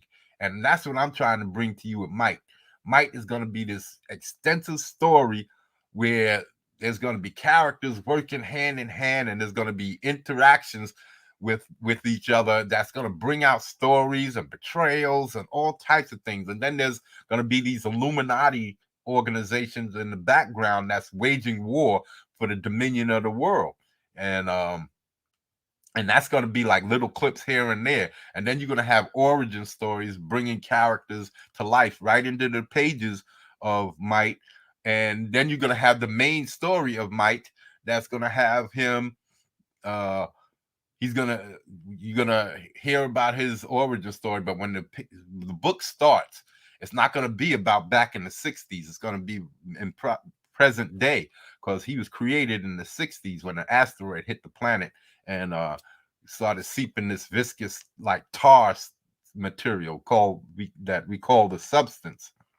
And the substance was mutating everything and a lot of people were getting killed, and the police, military, and superheroes were dying left and right. So the government had to pull this uh, experiment that they had out of mothballs, because back in the 40s they discovered atomic energy, and then in the 50s, in my story, we discovered particle energy, God particles. So they because of this influx of new characters, or they saw that uh NGen, neogenic humanoids or next generation humans were basically, I call them NGen, N comma or N dash GEN. So I didn't want to be mutants, and I didn't want to be Homo superior like Marvel, and I didn't want my characters to be meta humans like DC. So several. I created several different group categories for like the beta genetics, but some of them I didn't know, alpha superior, stuff like that. I was creating all kinds of different stuff, but I settled on engine. So yeah, the might and all of that comes from that. He's going to be bringing all of that stuff to the pages of Might. You're going to be witnessing that And then at some point we're going to tell this origin story and bring it back to the origin. But we mostly going to talk about it, like in Game of Thrones. They kept talking about the White Walkers, and you barely saw them. Talk about them, talk about them, talk about them, and then finally they reveal it. Well, that's what I'm going to do with Mike's origin story. You're going to hear about it, hear about it, hear about it, and then eventually, when it's more focused on either what happened back then, when the story becomes more focused on that era, or something happening to Mike, then we're gonna bring it back and show you the origin story of Mike. But at first, we're gonna start in our present day. There's gonna be these two big attacks that happen, and when they go to fight it off, a third attack happens where they steal a sample of the substance from the 60s. Mike has an extended life span because of the experiment performed on him. So there was two groups of military men who volunteered to go undergo the procedure, and the first group took some hits before the second group was created, and then the second group was created, and a doctor came forth to help, and all of them went in, and they wound up rendering the substance inert.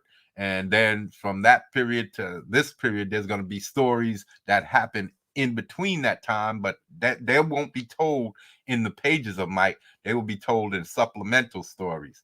So, like the origin of Nightshade, there's an invasion of Portsburg, and that's going to be in the pages. You're going to see the origin of Nightshade, and you're going to see the first appearance of one of the other characters who helped make Nightshade who she is. So who helped to save her life and gave her abilities.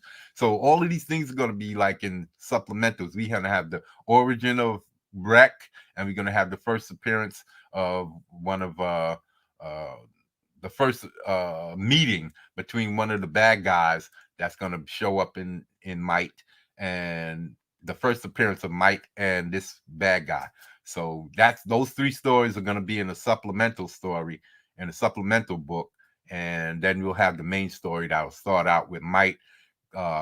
This attack, they're gonna hear about this group of bad guys coming to Portsburg through the dark web or dark net or subnet, which I think I'm gonna call it the subnet. So anyway, they're gonna get information, and they're gonna prepare for these guys, because they know these guys destabilize groups, and they destabilize countries and governments and all of this stuff like that. These are big wigs, so they don't understand what they would be doing trying to help street gangs in Portsburg. So uh, they had to take it serious. So he brings in three characters to help him, and they're my guest stars. There's Cameo, Everman, and what the third dude is a guy I refer to as my Nebula character. He has a name, but I just don't want to say it right now. So those three dudes are going to help him fight off some of these guys, and it's going to be this big drag down fight in the beginning of the book. And then we're going to go into the histories and all types of stuff, and tracking what happens, and trying to find out what happens with the substance that got stolen. And that's where the main story is. And then the backstories are going to have the origin of Mega, the origin of Cube to the second power, who's an AI type of character, and the origin of a bad guy who doesn't like my Lex Luthor type character. So yeah, we're gonna have all of that. It's gonna be really good. Uh, for the time period, Black Ooze would have terrified people so bad that hundreds and thousands, maybe thousands of people would have mental breakdowns over it. Yeah. So, and I didn't want everything to be humanoid form. Everything can't be like this humanoid attack. So I'm trying to create different aspects of attacks, because I'm going to be going out into space. We're going to have things where we're going to be, see, things are going to start out on the planet, and then we'll have something happen where might go out into space, but we'll have a supplemental book where the Mike story might go out into space, The supplemental book would tell stuff about those heroes that stay on Earth to fight the good fight while Might is gone with whoever he takes with him, because there's going to be like 12 good guy heroes in the group that he kind of heads up. There's going to be 12 altogether, and then there's going to be like a few more in a street gang that's going to be good guys, but they're going to be more like anti-heroes.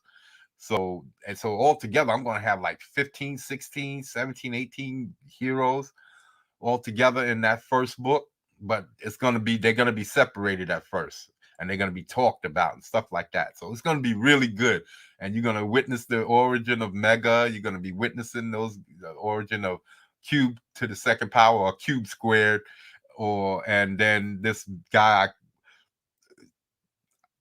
I'm Dr. Synapse. His name is going to be Dr. Synapse. This is the bad guy. So, and you're going to witness these 3 stories. These are going to be like 3 side stories, and then this one main story, and then a 4th story in the background. It's very short clips of incidents that take place between these Illuminati groups and how they manipulate organizations, groups, governments, everybody. Sort of like in Kaiser Sose, The Usual Suspects. People don't know that you're working for these Illuminati, but it doesn't matter if you know or not. If you offend them, they'll come after you and all of this stuff. So it's really going to be good. I'm telling you. I'm setting it up and writing all of this stuff. It's really, really, and I have a lot of stuff. War of the Worlds is another great story. Remember As Much Trouble, the War of the Worlds broadcast. Yeah.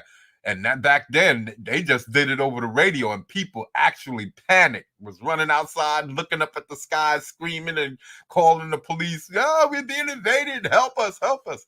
Really, people actually panicked. Really. So, yeah, that's right. You're 100% right. 100% right. A quality story can do wonders. And see, so and just imagine being able to tell a story over the radio. Over the radio.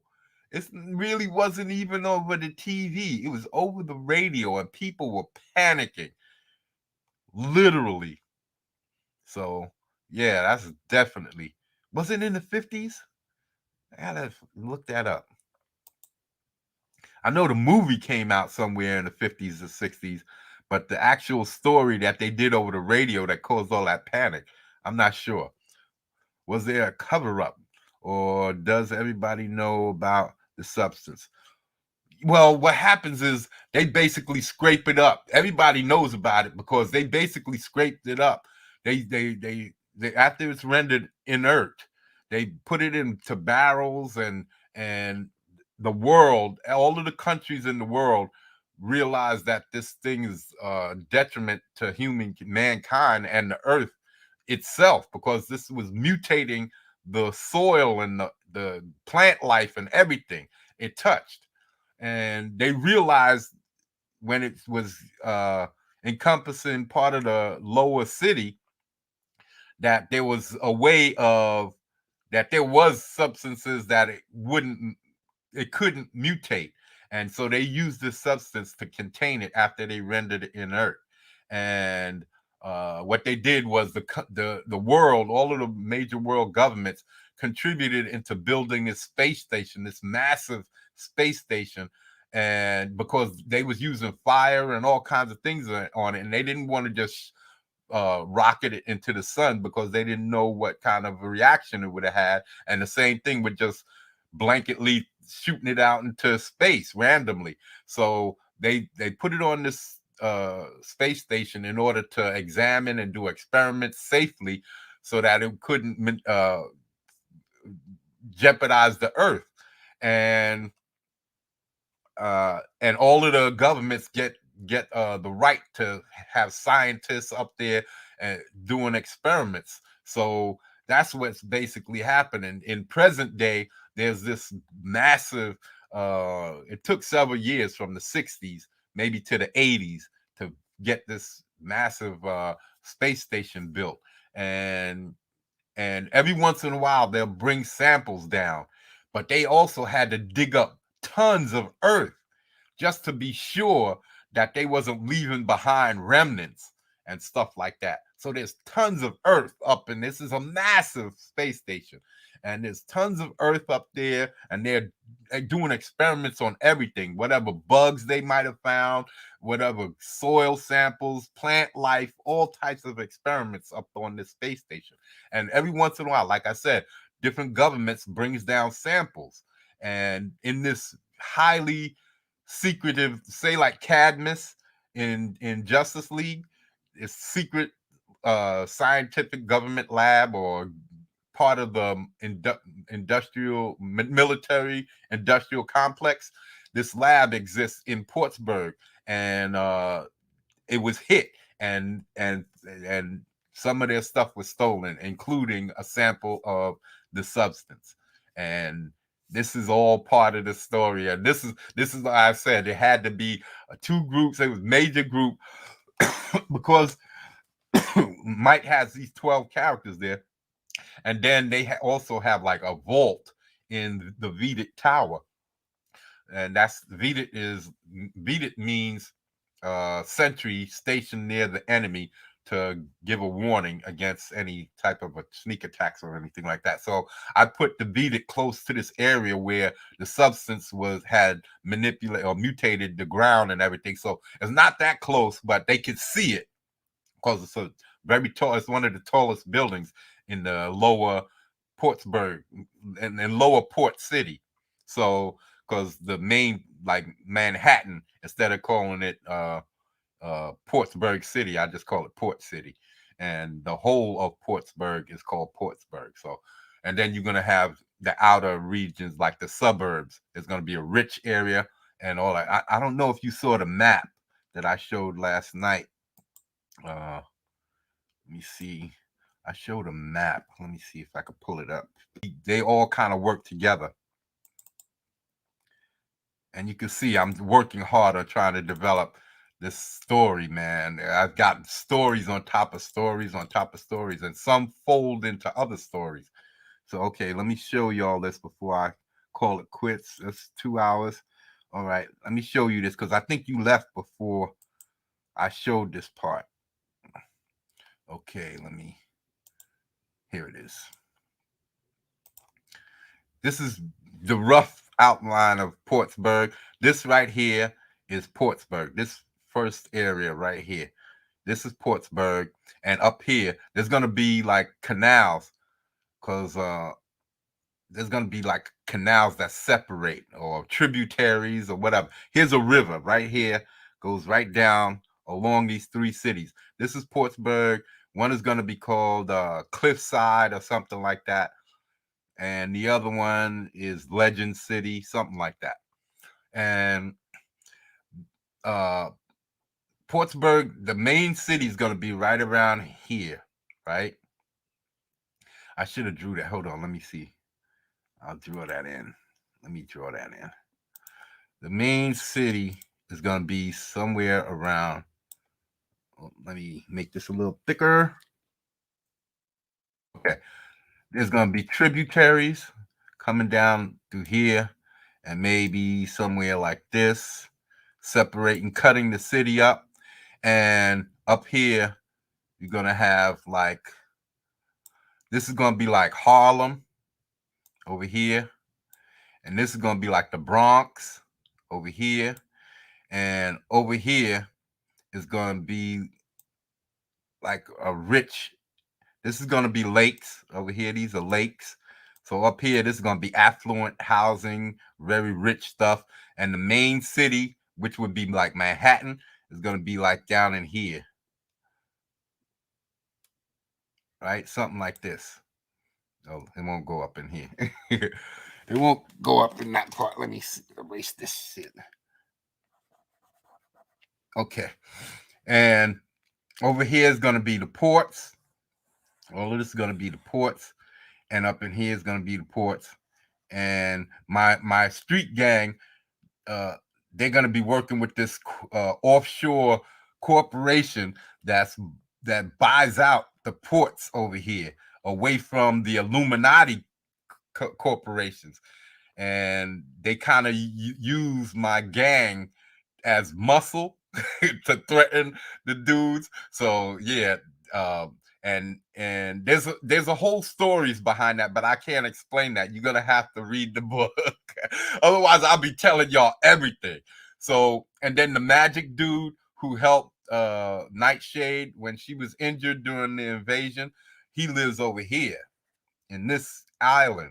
There's islands. These are all islands that basically guard. This is the ocean, and the ships come into through these and work out of here and through these areas coming in and out of here. These are all waterways, right? And here's the river comes down through here. We have some waterfalls up in here, and my Lex Luthor character, he has his corporation. His name is Bryce Maddox, and he owns Maddox Industries, and one of the subsidiary is Mad Tech, and that's where my the bad guy Dr. Synapse, and I don't know where he's gonna be stationed. I don't know where he is, but he's probably gonna be along one of these waterways because I want to separate the poor from the rich, and then we'll have like other stuff in between, and we'll have like some farmlands and stuff like in here, and down here is where the meteorite hit, and then there's gonna be a military base watching that, and the stuff spread from here all the way and engulf part of the lower city, and this lower city is now low income, but now so being that it's so long since the attack or the incident, since it's been that long since the incident, now it's becoming rich. This was once an affluent neighborhood until the attack, and then they all moved out, and then poor folks moved in there, and it's been that way since the 70s, 80s, something like that. It's been poor folks up in there and minorities and all that. And now white folks are starting, more affluent people are moving back in here and gentrifying, regentrifying, and then stuff is going to go on there. Like I said, there's going to be a lot of stories. Things happen from in between the 60s and the present day. There's going to be several stories, like they stopped the process that created might. There's a reason for that. All of that's coming in stories that's going to be in supplementary books that's not going to be in the main book of might, but because they happened before him.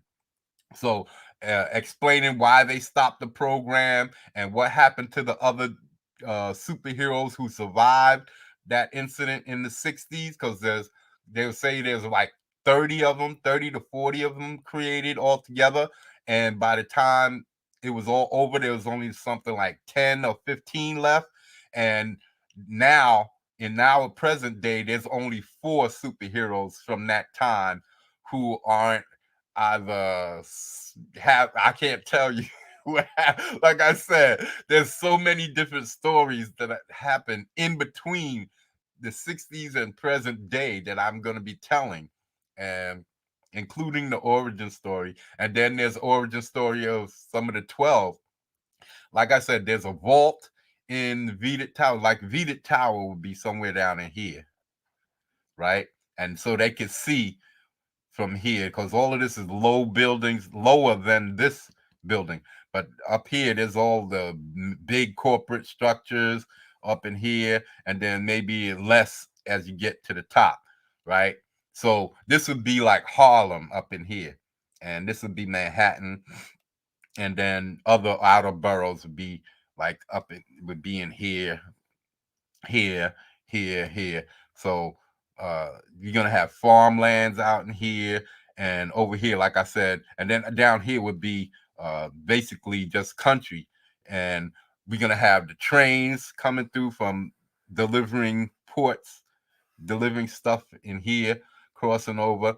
And we're gonna have underworld organizations. All I'm telling you, I'm thinking of, because I got a underworld group that a character I talked about this last night. Matter of fact, I shouldn't be saying I didn't show all of this, and this is going to be mostly like farmlands. It's going to be smaller, a smaller city, but it's going to have some regular stuff. But it's going to be mostly farmlands and rural stuff. And then this is going to be a major corporation that he's going to. Bryce Maddox is going to have a rival corporation over here that's bringing out new technologies and stuff that's basically going to be causing his stocks, Bryson Maddox stocks, Maddox Industries to kind of go drop.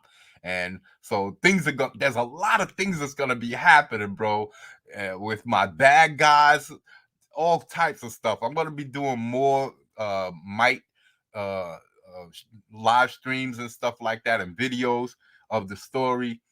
I got a lot to talk about, and none of it is going to be ruining the story. You won't have to worry about me talking about stuff that's going to ruin the story because I have so much stuff. I could tell you about characters. I could tell you about all of this um, world building stuff and things like this that are definitely going to have you interested because I'm telling you, with this dude on the island, he's like hiding. He's in hiding, and he's been alive for thousands of years. This magic dude who helped Nightshade. So, and Warhammer is like a minion of his. He works with him, but because he is not constantly in danger, Warhammer is in the city helping Mike defend the Portsburg and the world and other things like that. So, but when he needs him, this dude needs him.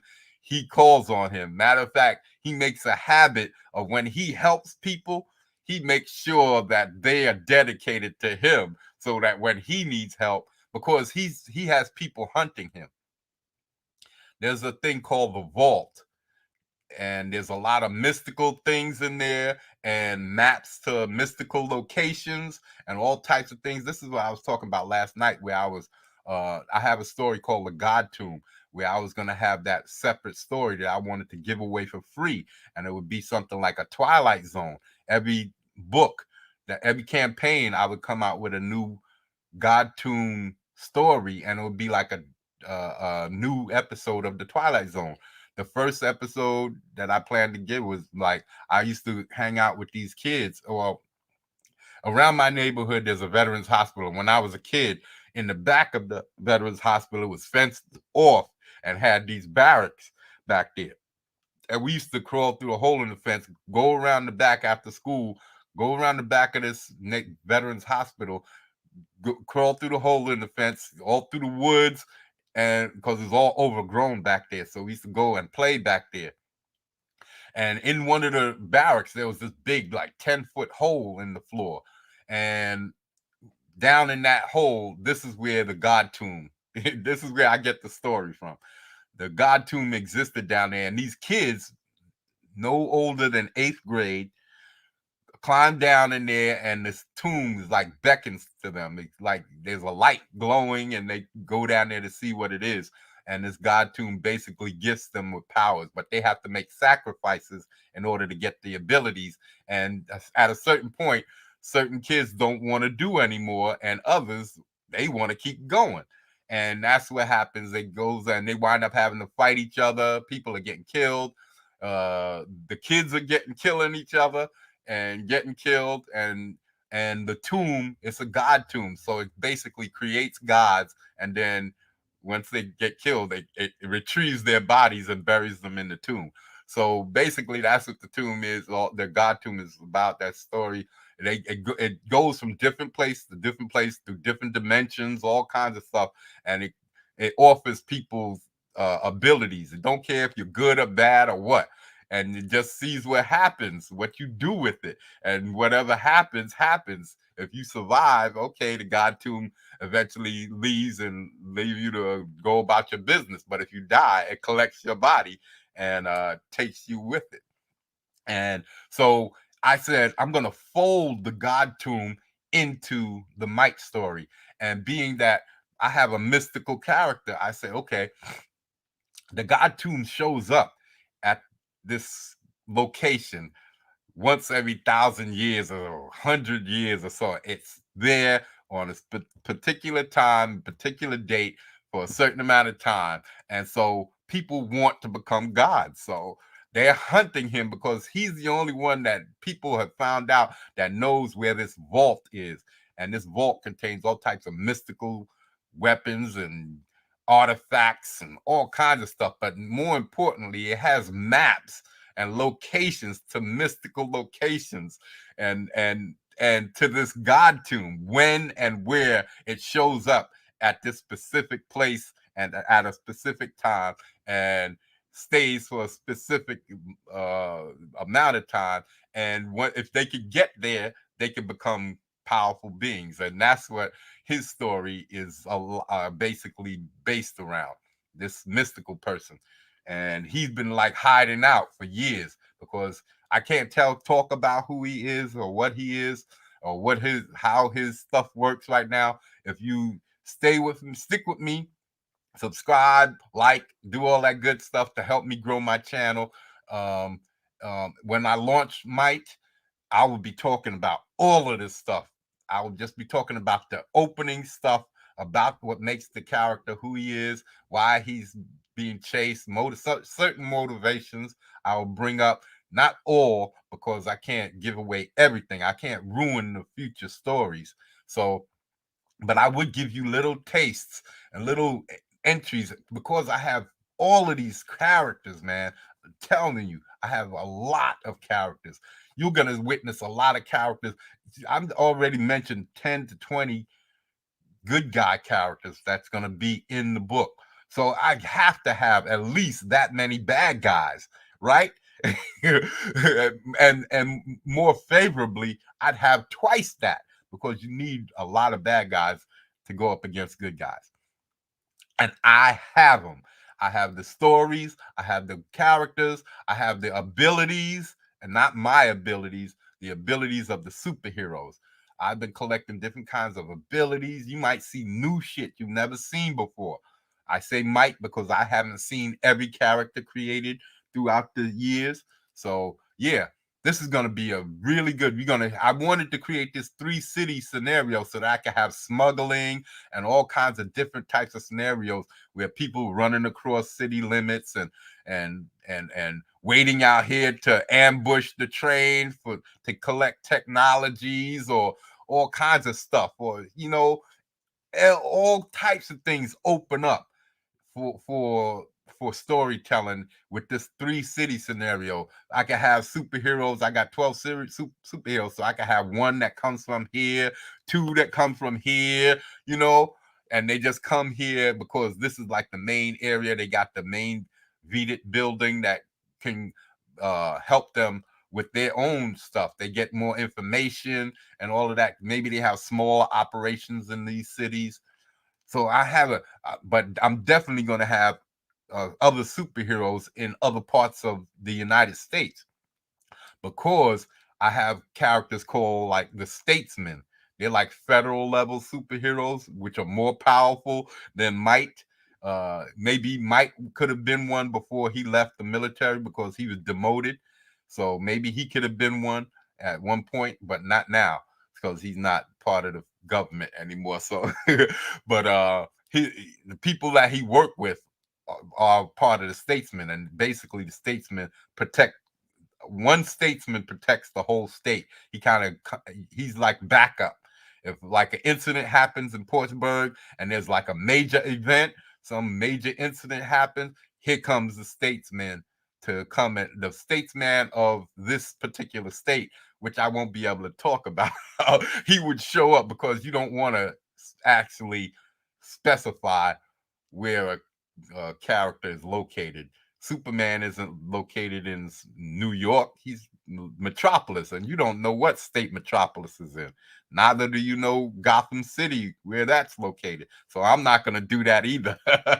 So, yeah. uh, Everything is going to be, I just have so much to tell you guys and to put down. The problem for me is that I have so much. I got a lot of work to do, and it's all falling on me because I don't have any other people to help me with any of this stuff. So you guys are gonna be. I'm taking my time with it, and you guys are gonna be ecstatic once you see it. You might not know me, so you might not want to take that chance. But I'm an older gentleman. This is the only thing that brings me pleasure these days. I don't plan on stopping. And if Comicsgate helps me the way that they've been helping everybody, I expect by my second, third campaign that I should be bringing in like 100,000 because I'm planning on making this the best story. And if you just pay attention to my AI characters, my Mega, he's gonna be a biosynthetic humanoid. So, and then I got Dr. Synapse. I don't know if y'all have ever seen the Omega.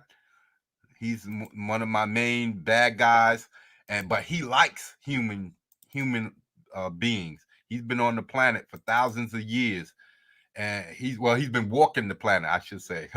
He's been walking the planet for thousands of years, and he likes humans. He likes how industrious they are, and the types of he likes how industrious they are, how fast they evolved and became the people that they are today. He actually likes them.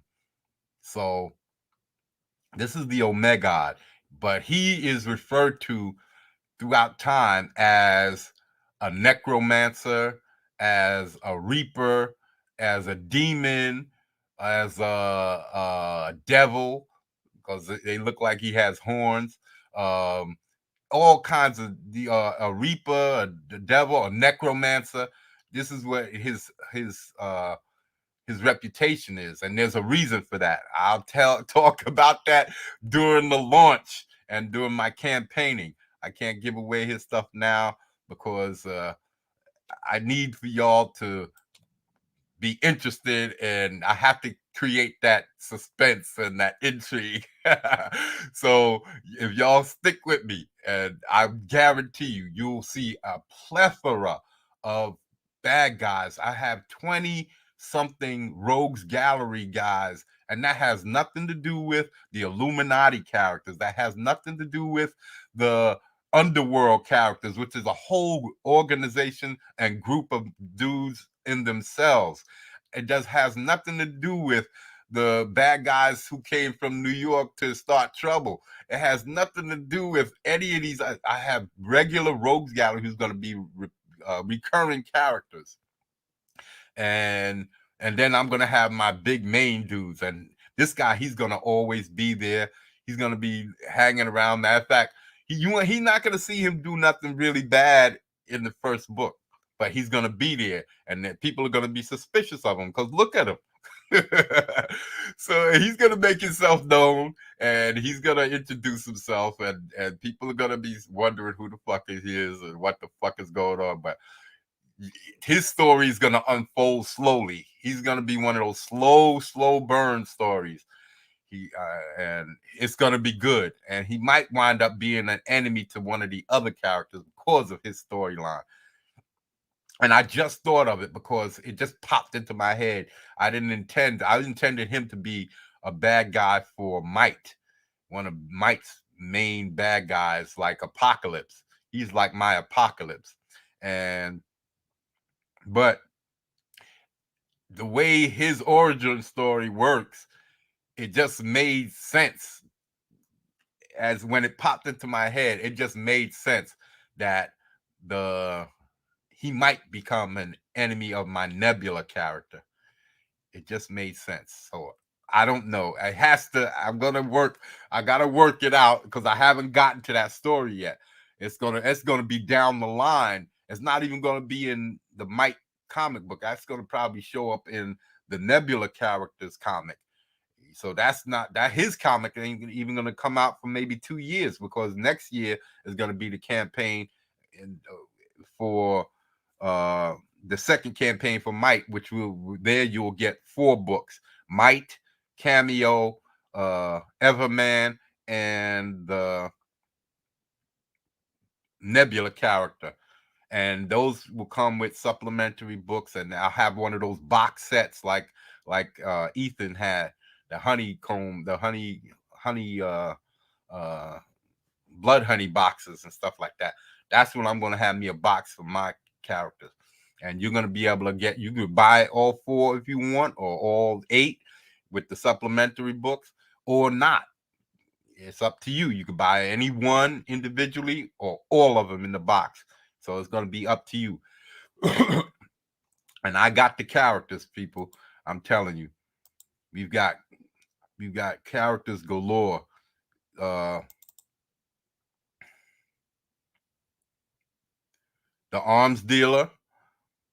You see, he has multiple arms, but he's also a merchant, a weapons merchant. So he's an arms dealer and he's a weapons merchant. So he's gonna be an integral part. He's gonna be one of the first bad guys, main bad guys for Might. So you're gonna definitely see. And tell me, if you look throughout CG, have you seen characters like mine? Have you? I haven't. I've seen werewolves, I've seen superheroes, but I haven't seen anything that looked like mine. Now, you might see him up there with John Malin and some of them guys, but for lesser known characters, think about it. Think about it. This guy is finished. I'm not ready to show him in his entirety. He's got a coat that here it is. It's a very faint. See, I just put the lines. He's supposed to have a collar, but I wasn't finished designing his body yet, so that's why I didn't finish the coat yet. I needed to put in a few more arms and see where they was gonna lie. And you see, I couldn't. He has to be like cut off sleeves because I couldn't uh, disrupt his arms. So, and then there's more. There's more. You can see there's tentacles back there, and these guys, these really long arms, and there's more. There's more. I'm telling you, this one right here is gonna be more humanoid. He's smoking a cigar. This one has humanoid flesh on the outside. The rest of them are gonna be more or less uh cybernetic, right? Metallic and cybernetic. So he's gonna be a bad ass. He's gonna be a bad ass, man. He's gonna be a major. These are major bad guys, and he's gonna have somebody above him that he answers to, and that's gonna come at the end of the first uh book, the first graphic novel. So you if the book works out the way I want to, he'll show up in at the end of the first 68 pages, if I can get it to this size. I don't know what I'm going to do because I haven't priced everything yet. I don't have all my prices yet. But anyway, if I can make the 118 pages that I want, it'll be 68 page first issue, giant size issue, and the giant size edition of the first issue. And the second two will be like 20, 24 pages each. So there'll be a second book of 48 pages, but it will be able to be broken down into 3 floppies, a giant size 48 and 2 24-page books. So, which could be 22 and 26 or some variation along that line, or 24 and 24. Can't get 28, 48 too many other ways. And you need to have a divisibility of 2 because there's 2 pages in every comic book that has to be answered for. So you can't make a 61 page book, in other words. So it has to be either 62, 24, 22. Can't be any other, or 20 and 28.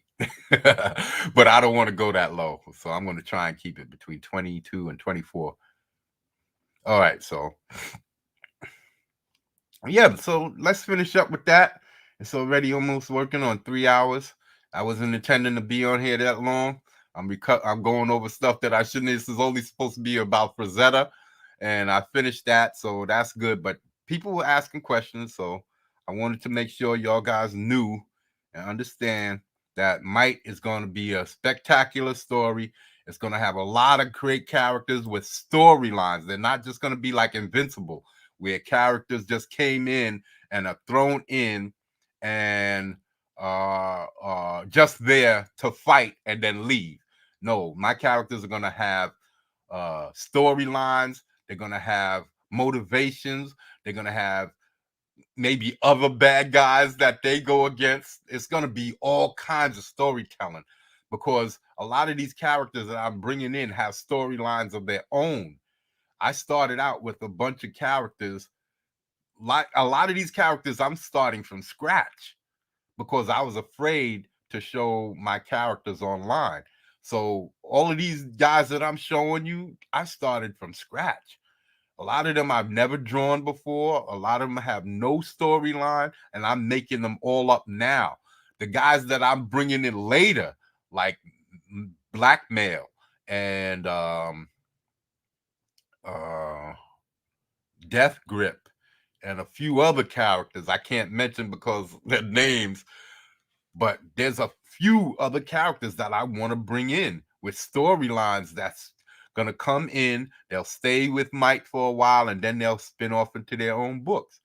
Uh, that's my intentions. Those guys, I already have stories for because I have been writing them or deeply involved with these characters since the 90s. Some of them since the 80s, like Mega.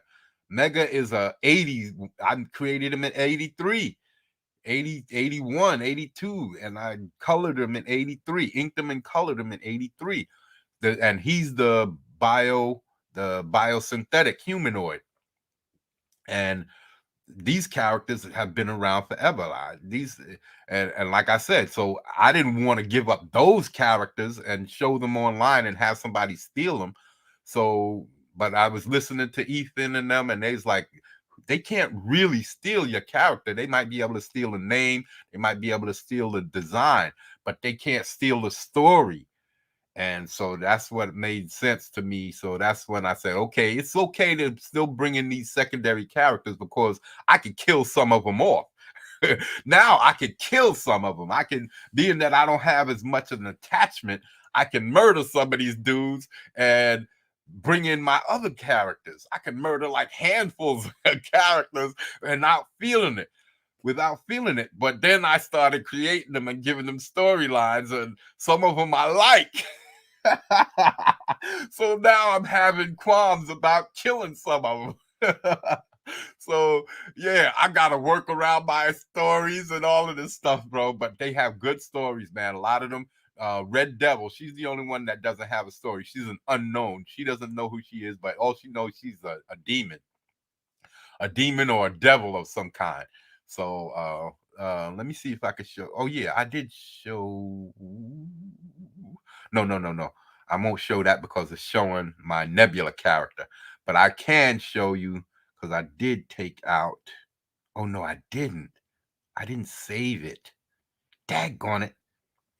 Host, maybe I could bring it up and take him out, and then I'll show you. Because I think you left, uh, Doodle Squatch. I think you left before I brought this character out because I showed all of my characters, but they're not finished. They're not inked and they're not colored. These are the early versions before I started inking some of them. I got about half of them inked. I got some of them colored, and some of them I'm redoing because I didn't like their early designs. Let me see. Here we go. I'll just show that and then I'll call it a wrap.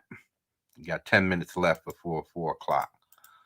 Okay, here's the early version, the earliest that I still have left, I should say.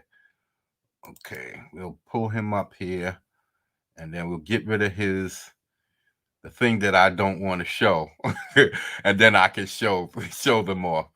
And you'll get a basic. Oh, okay. I gotta open this first. Open sesame, open sesame, open sesame, open sesame. So yeah, I got 12 characters, 3 guest stars, and then my gang members, and then there's other gangs and other bad guys and different groups and organizations that are in there, and all of these guys are going to be in the pages of Might. So we'll pull up these two characters first so I can hide this shit, and then I'll save it so that I can make sure that next time I won't have to go through all of this shit in order to show. And by that time I should have some more of these inked and colored. The designs on most of them are finished, but and now let me get rid of this on this one, and then I can show them to you. Show y'all the lineup. Get rid of that. And that's not it. Oh, there it is. That is it. Okay.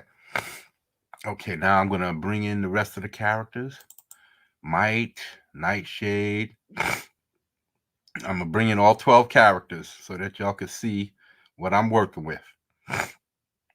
Come on, man. Why is it taking so long?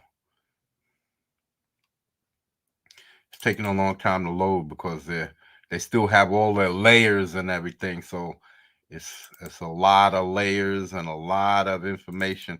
So it's taking a little time for them to pop in. Just a little, couple of seconds. 1, 2, 3, 4, 5. Yes, here it is. 1. Okay, there it is. 1, 2, 3, 4. Okay, there he is. Okay, we got a couple more, and then the cameo characters or the guest stars. Here's Blue Steel, Tricore, and I was thinking about getting rid of Tricore because I wanted to add a character that didn't fly, and his first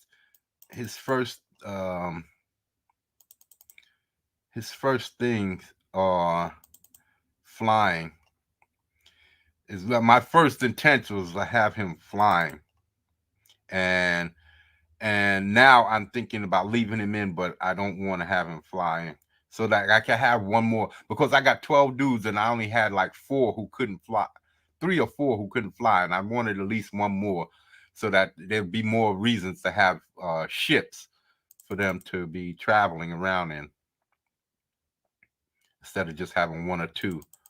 And that's the last one. Okay, let me bring this up and pull in the, hold on, let me move this guy to the rears. Okay, he's in the rears. He's back here with around.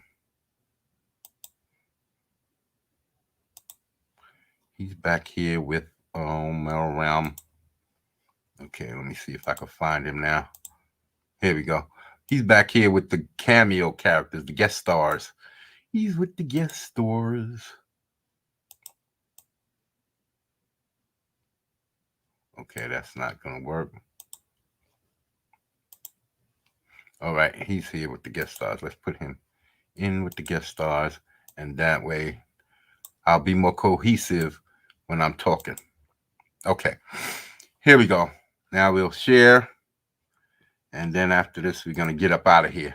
Let's see what you got to say. Okay, haha, 1938 was the radio broadcast before World War II. Yeah, I remember that. I thought that's the way, because back then there wasn't too much TV. Everything, all the Superman and Batman stories and all of those Dick Tracy stuff, all of that shit was on the radio. Everybody collected around the radio and listened to the stories. And that's what I remembered, that shit was back in the day before real TV got blown up and everybody had one. Only the rich folks had TV back in that era. The poor folks, they had to depend on the radio till they lowered the prices. Okay, sounds great. Can't wait to see it come alive. Me either. Me either. I'm telling you. Wait till you see him. I'm developing some great characters, great designs. I'm not happy with just making basic designs. One thing about Rob Liefeld, he made a lot of characters, but a lot of them had similar designs or designs that ripped off other characters, and I'm not trying to do that. Sounds like an MMO, and the next City of Heroes. Basically, basically because I know I had this book with all of these names in it. So I know I wanted to create a vehicle where I could introduce more and more characters if I choose to. So that's why Might, because Might is supposed to be a mini series, and it was going to be possible that Might was going to die at the end. I didn't know if I was going to keep him alive or what. It was supposed to turn into a. It was a riot, and he witnesses the police kill this black kid, and he's a black character, so he witnessed, but he works in the city, and the same gang member that he was in the story too, but they have a rivalry because the gang member don't like him because he thinks Might is a sellout. He only protects the people with money, and he never comes uptown to the poor folks and help them. So he didn't like him. So and the same thing in this story. It's basically the same thing, except for Might. It doesn't devolve into a revolution. So it's supposed to be this Might incident, then the Might revolution, then the Might something. It was going to be a mini series, and where it just de-escalated to where superheroes were picking sides and actually waging war, and it de-escalated to where they took over part of the United States and say, okay, y'all take y'all side, and all of us superpower beings who want to be separated from y'all bullshit took this side, and there was just a civil war, and it just kept de-escalating. Millions died, millions. I don't want it to where I'm tired of superhero stories where they solve the problem by just going back in time or snapping their fingers and it's all over with. No, when my story's finished, if there's a major incident and millions of people die, it's going to stay like that.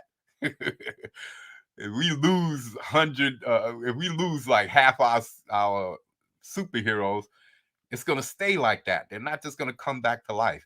I'll have maybe one or two where they die and come back, but I'm not going to be making that regular practice. I'm not seeing them yet. Okay, here they come. I just had to come back to share the screen. Okay, here we go. Okay, now we'll pull this up. Come on. Come on, Craig. Here we go. Now let's start from the beginning. Up here. Okay, here's the splash page with all of them. Only one that's missing is Ultima. That's a female. She's supposed to be right here in between Mega and Warhammer. See, this is his hammer right here. This is Mega in the back. And this is Warhammer right here. I changed his design.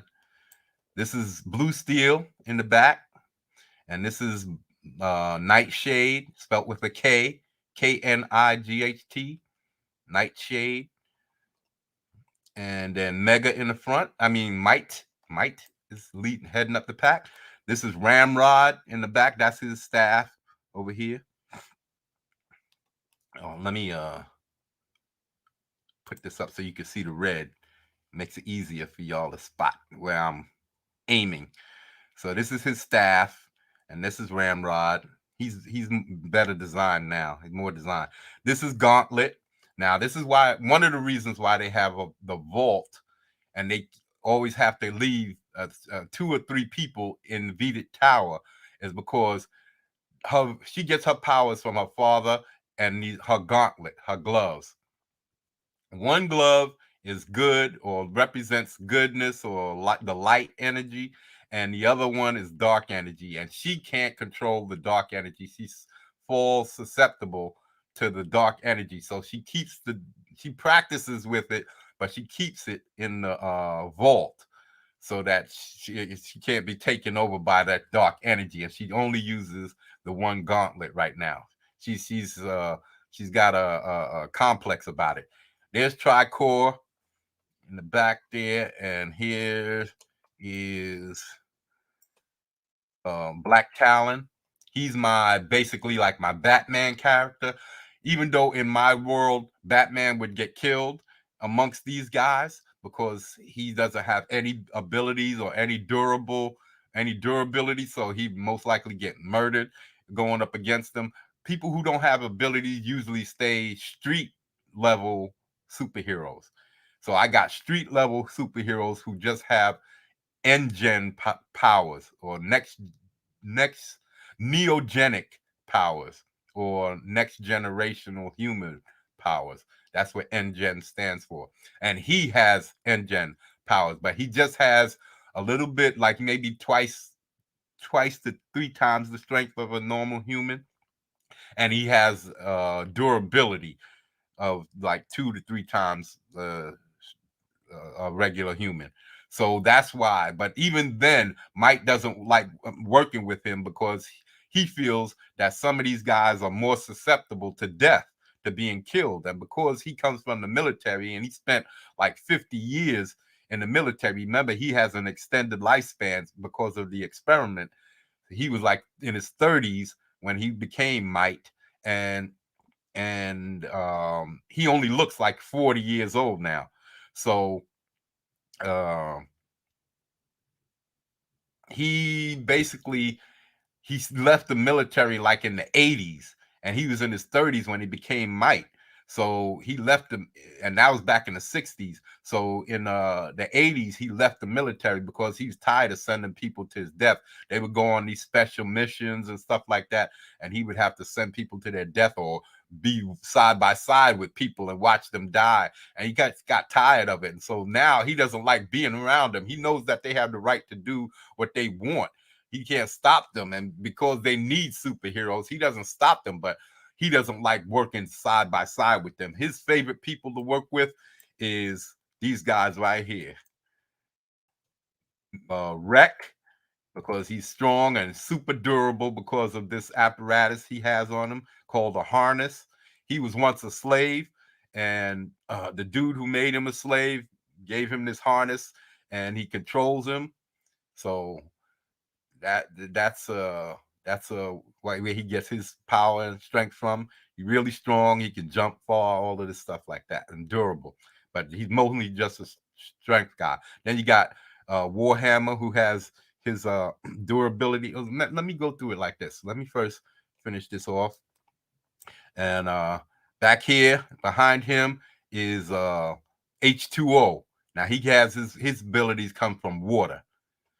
Okay, and he has his not no water ability that you've seen before. I'm positive about this.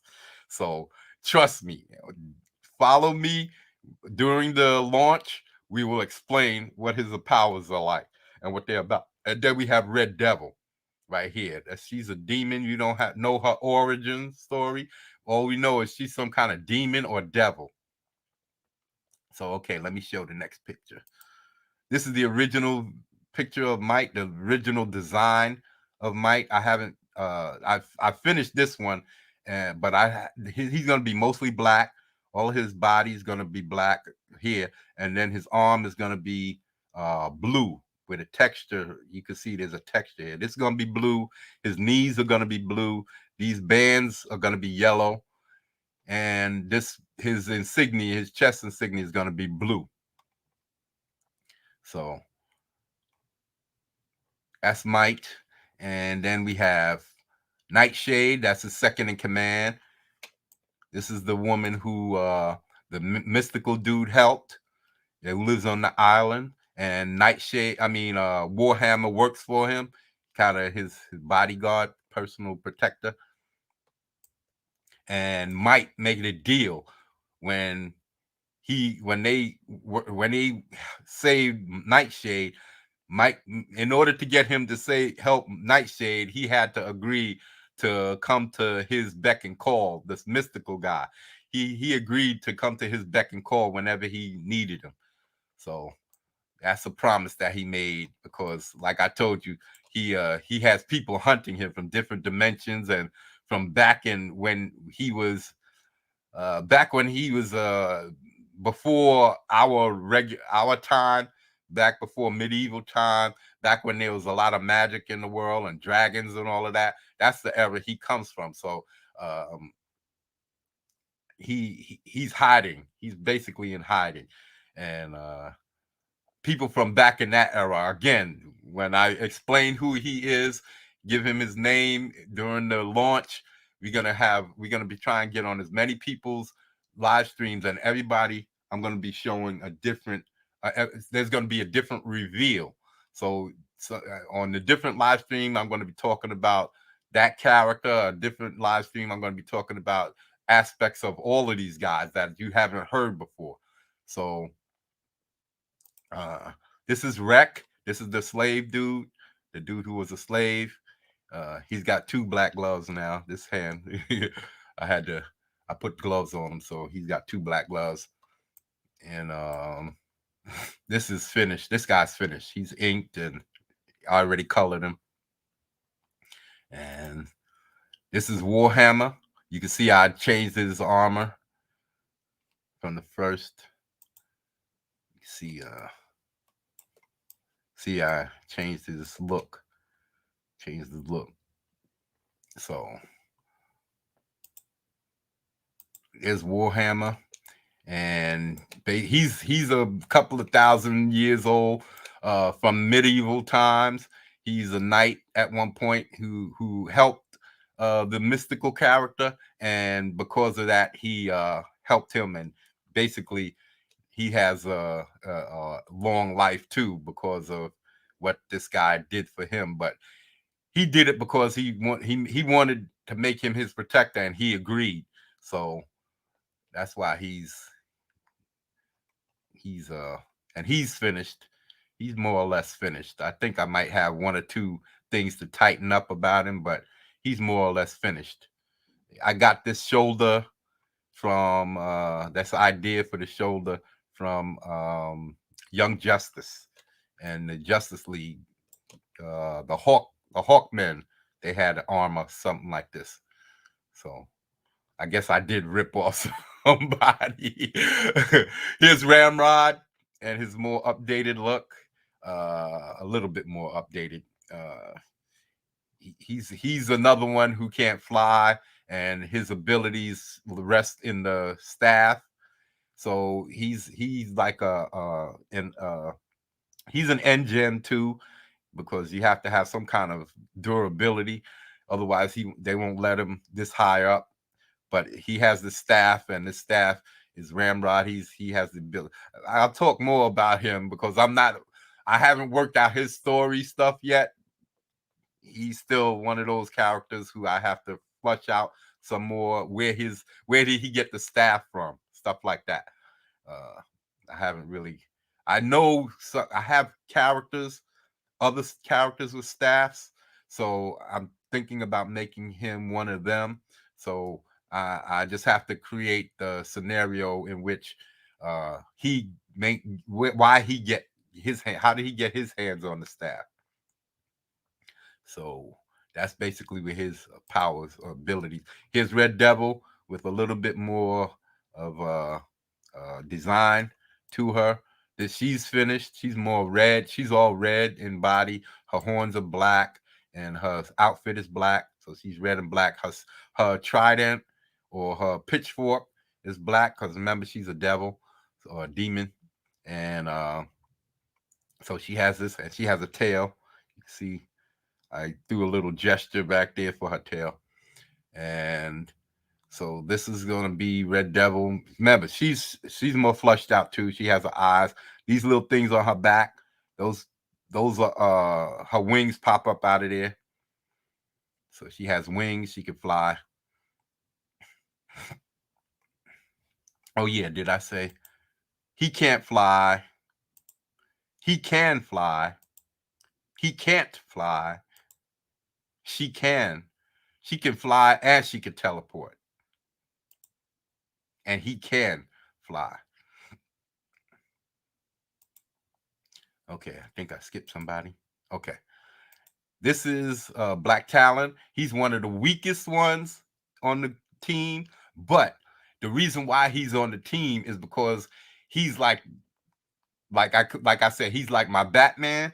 So he's like the one dude who's they would go to locations looking for information or to capture bad guys or to confront bad guys, and he would already be there. So they said, fuck it, you might as well bring him in.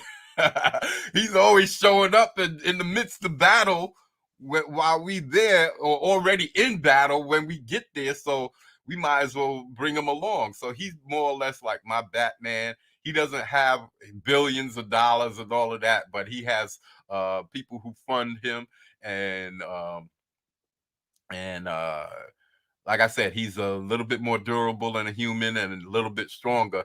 But that's the reason why Mike doesn't like working for him. And there's storyline all based around that whole idea, because I'm based in. I call my streams on my other channel, I Monstrosities X, my power, the power matrix, and I started out with power time, and now I'm all about power and strength and who has it and who doesn't. That's why I have these Illuminati characters and all that, because this is going to be a story about power and strength and who has it and who doesn't, and how they use it to achieve people, what people would do to achieve power and all of that type of stuff. That's basically going to be like the underlying stories that comes out of Might. It's all going to be about power. That's why it's called Might, because it's about might, strength, and all of that individual inside internal strength and fortitude. H2O, a character that came together extremely fast. I didn't know who he was, and then I came with this thought process about how he gains and uses power. Just say that he drinks like 2 gallons of water, right? And his powers activate. That's all I can say for now. But like I said, during the um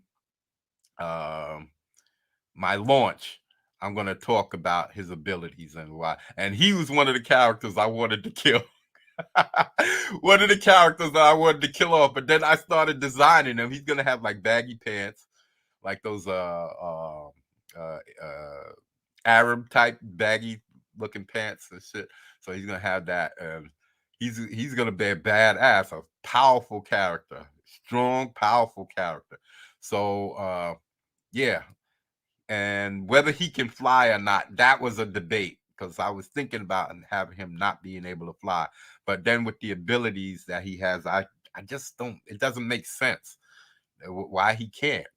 you know. So I'm still struggling over that. She's Gauntlet, being that she's my magical, one of my magical characters. I'm not sure if I'm going to have her fly. I think that she is going to be able to fly. So I think there's only about 4 characters, 4 to 5 that can't fly. So, and I'm not sure. Again, there's 2 or 3 that I'm not sure about. But by the time the book is done and the story is done, because I have most of the story done, but her scenes, the parts with her in it, no, I haven't focused on any of that yet. Well, I don't have the scenes done. I have some scenes done. I have maybe about 10 to 15 pages. The beginning of the fight scene. I have the introduction, the beginning of the fight scene, the explosions, all of the stuff that gets them started, and then where they come in and they start fighting. That's what I have. That's where I'm up to drawing. I haven't inked all of that and colored it yet, but I've got all of that like drawn out, and I'm getting into the detailings and stuff, because I haven't really flushed out my inking skills yet, not to the way I like it. And maybe you might be able to get over on, but I don't want to put that out because I think I can draw really well, and I don't want to fuck up my what I draw to ink it. I don't want to draw something and then fuck it up to ink it and then say, "Here, people," even though I'm not satisfied with it. I'm less than satisfied with it. You know what I mean? I think it would be disingenuous to say, "Yeah, I think I'm this great good artist and I could deliver you high quality work," but then I'm giving you half-ass inking and expecting you to accept it. you know, so I'm not happy with that part. But other than that, here's Ultima. I was working on her design. She was one of the last ones that I was working on her design, and she's another one that I wasn't sure if I was going to have her fly or her abilities, because I have so many characters with different abilities. It's starting to get thick. with, because I have all of these bad guys too, that I have to give abilities, and I don't want everybody sharing shit, and I don't want it to be like Invincible where everybody's just strong, everybody's just super strong and can fly, and that's it. I'm trying to give variety, and I have all of these different abilities that I'm trying to pull out of the woodworks without corrupting my characters that I'm going to be bringing down the line later on. I can't disrupt them too by giving these guys abilities that those guys got and then killing them off. You know what I mean? So yeah, this is Ultima. I was working on her design, and here's Blue Steel. He's gonna be my metal man. He can't fly, so that's around 4 characters, 3 to 4 characters. Let me see. We have Ramrod, Black Talon, Blue Steel, and probably Tricore. So that's 4, and I'm thinking about making Gauntlet not be able to fly, but it doesn't make sense. A magical person, even Zatanna can fly. She can levitate, so it doesn't make sense to me that she can't fly. So that's why Tricore. That's why I was going to take Tricore out, because I was going to have one of his cores be responsible for his flight. So either I got to change it and take away his flight and keep him in, or I'm going to bring in another character, because I had another character in here. I had a dude called Gage who was in here, and then I brought in another dude called Random to take over. So uh, because I didn't want a character to fly, another character, so that it made more sense for them to have 2 ships to get around in. So this is Tricore. I do believe I have other drawings in here of those other characters that I was doodling around with. Uh, yeah, I was testing out a lot of different poses. Yeah, this was Random. You can see I have the name right there. This guy was going to be Random. You see he's posing out there. And I do believe that's one of the last ones. The next guys are my guest stars. Cameo. She's going to have like a cameo right here and be most all black. She's going to be all black to her wrists and to her ankles or feet, because her toes are going to be, all of that feet's going to be covered from head to toe. And then maybe she'll have some lace around her neck. That's what I'm working on. I'm working on her look, because she has to look good in that solid, that all black look. And then she's going to have this cameo popping up from behind her.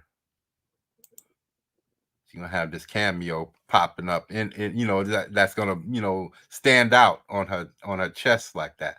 Right. So she'll have that cameo. And then when she's using her abilities, you'll see more happen to her. I'm not going to explain that now. Again, stick with me for the launch, and you'll see all of these characters come out. They're going to be badass. I'm telling you, they all have different abilities. None of them yet, and this is at least 15 characters right now. And this is my Nebula character. This is my dude. I looked up on Google. I googled it, Nebula, and I found out that there are at least 3,000 nebula in the Milky Way. So that means I can have a lot of these guys, right? So he's my Nebula character. And again, I'm going to talk more about him. I'm keeping him a secret. If Dan Frager lets me on his show for my launch, I'm going to reveal all of this on Dan Frager's show. I'm probably going to do 3 or 4 reveals, because he let me on his show a few times. So I'm going to do a few reveals, probably the cameo characters, the guest stars, Cameo, Everman. This is Everman. And the Nebula character. I'm probably going to reveal. See, this is the design that I was working on. I'm going to reveal his finished design. I might give him, if you've seen that green I don't know if you saw the green character last night, but if you've seen the green character, I'm probably gonna make him green and maybe give him that Darth Vader helmet. I'm not sure. I'm not sure.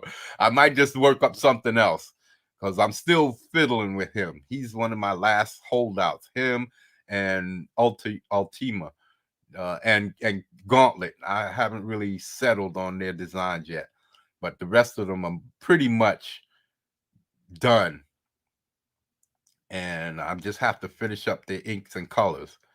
And there, being that there's so many, and there's so many bad guys. Geez, there's a lot to do. So luckily, I don't have to show them for the campaign. That's the only good thing.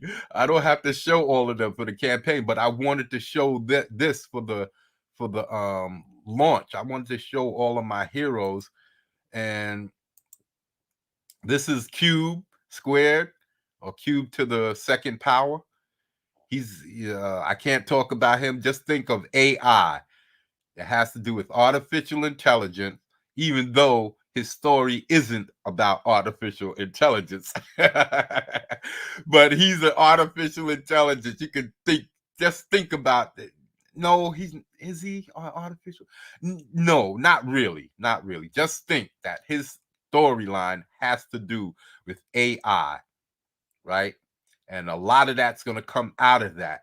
So he eventually probably will spin off into his own story because I have a lot of characters that specifically has to deal with artificial intelligence and all of that stuff that's going to be coming out. And I don't think there might be one storyline that has to do with might, and then after that everything's going to deal with cube.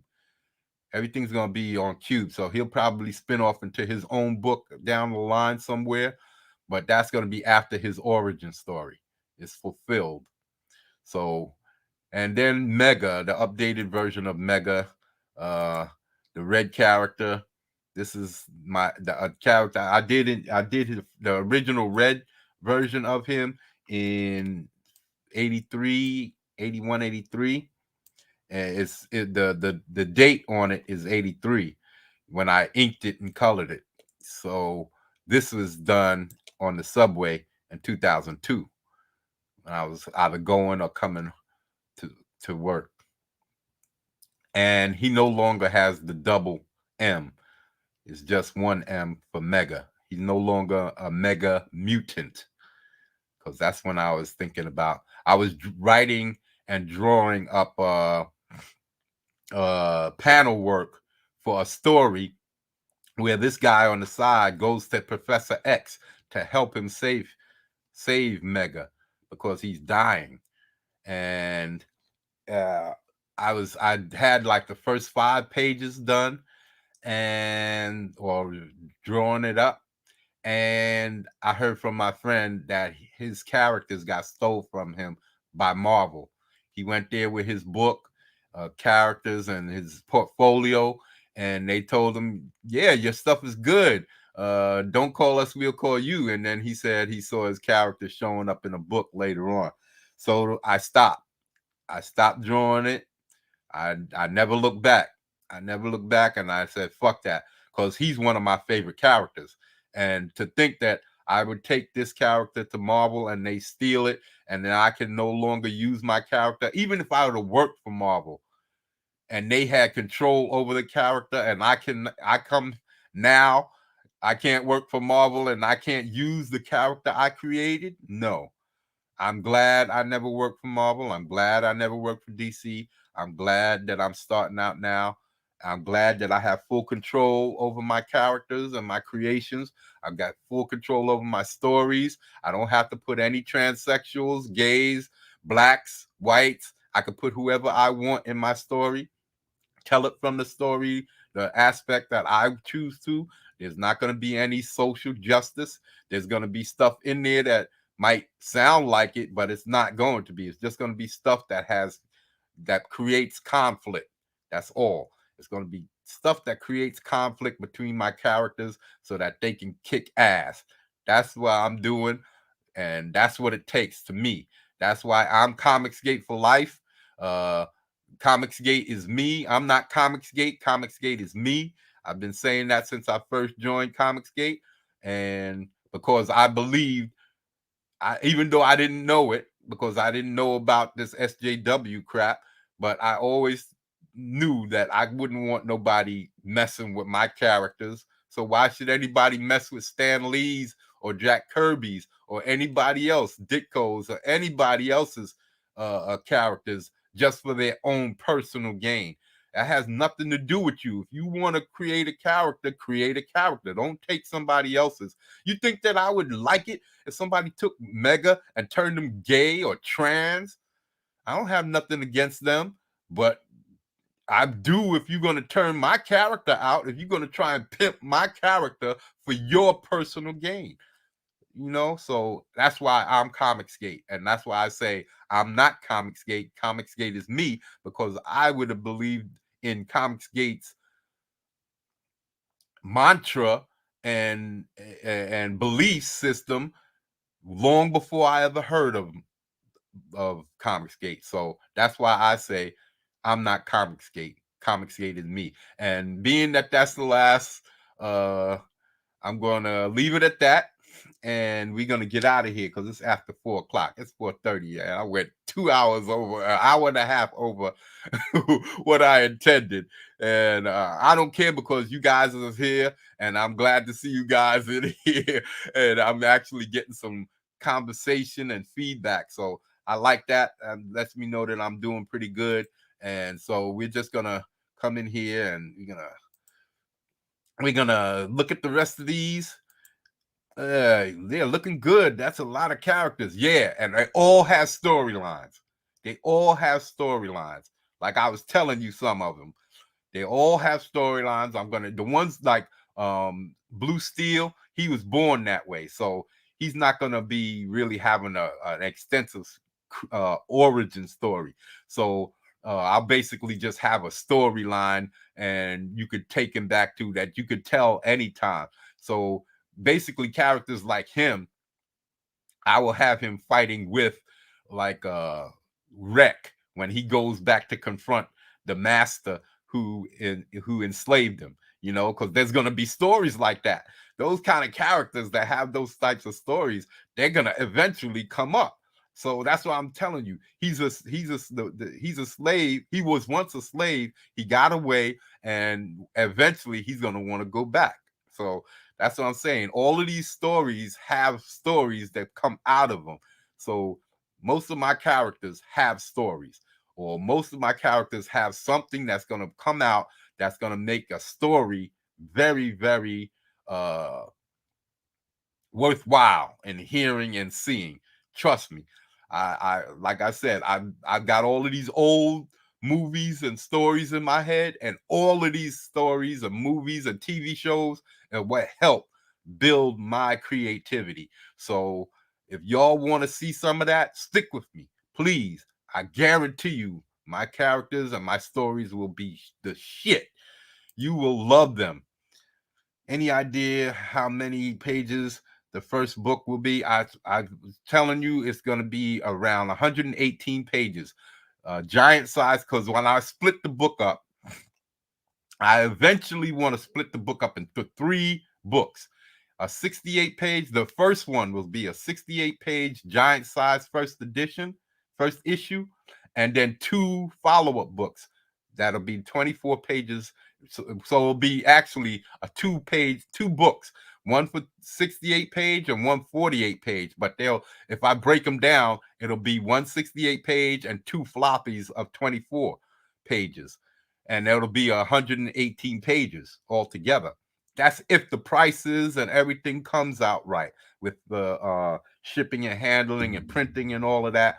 And if my prices are right, because I see a lot of guys who are selling 48-page books for $25, and I don't want to be selling a book for undercutting other people and raising the price on my book, and I'm getting only a little bit of profit. You know what I mean? So I'm not sure what I want to do. I have to get my prices and all of that together first before I'm sure.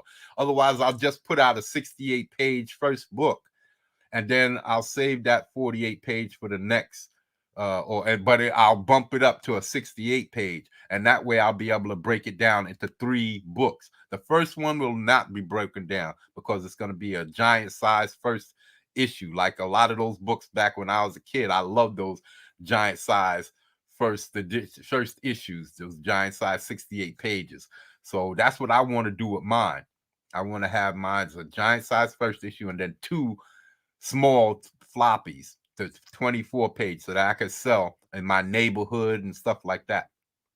And then after that, I'll have 68 pages. And then I could break that down into 22 pages. And then one of them will have like 24 pages. So that'll be a 3-book floppy. And then I'll keep that up until I have like another giant size, some special event where I have another giant size, and then I'll bump it back up to 118 pages. You see, that's the theory that I'm working with. But I don't want to make it a constant to where I'm pushing out 100 pages. It's costing me a lot of time to put out all of that work. And everybody else is putting out 48 pages and 60 pages. And I'm just putting out 1 book a year because I have to do all of that work by myself. So that's what I'm thinking.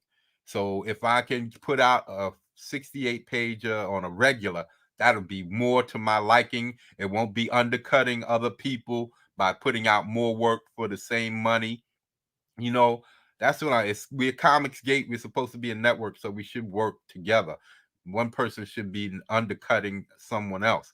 If we're all putting out 48 page books, then we should all put out for that 48 or somewhere around that, so that we're not putting out more value or less value for yourself or whatever. And being that I'm an artist working by myself, inking, coloring, writing, creating everything, I have to think about my bottom line and what's going to come out of that. Okay, hold on. Did I get the right one? Yeah, give Black Talon a trench coat. I'm not sure about that because I got trench coats for other characters.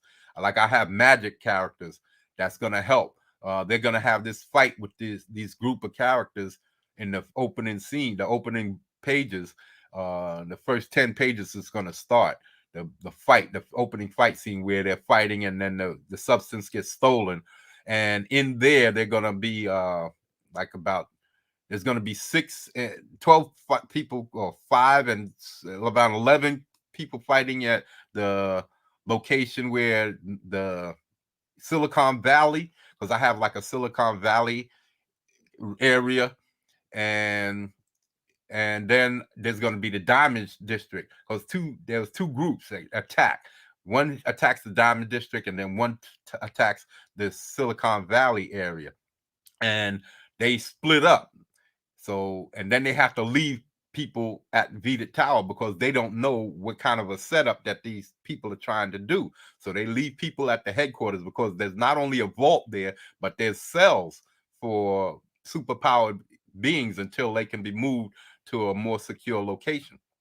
So there could possibly be criminals there they're trying to break out, or they're trying to get into the vault for whatever types of rare artifacts or mystical things that they got kept in there or whatever. So they have to leave people at there, 2 or 3 people at Vita Tower, and then they split up.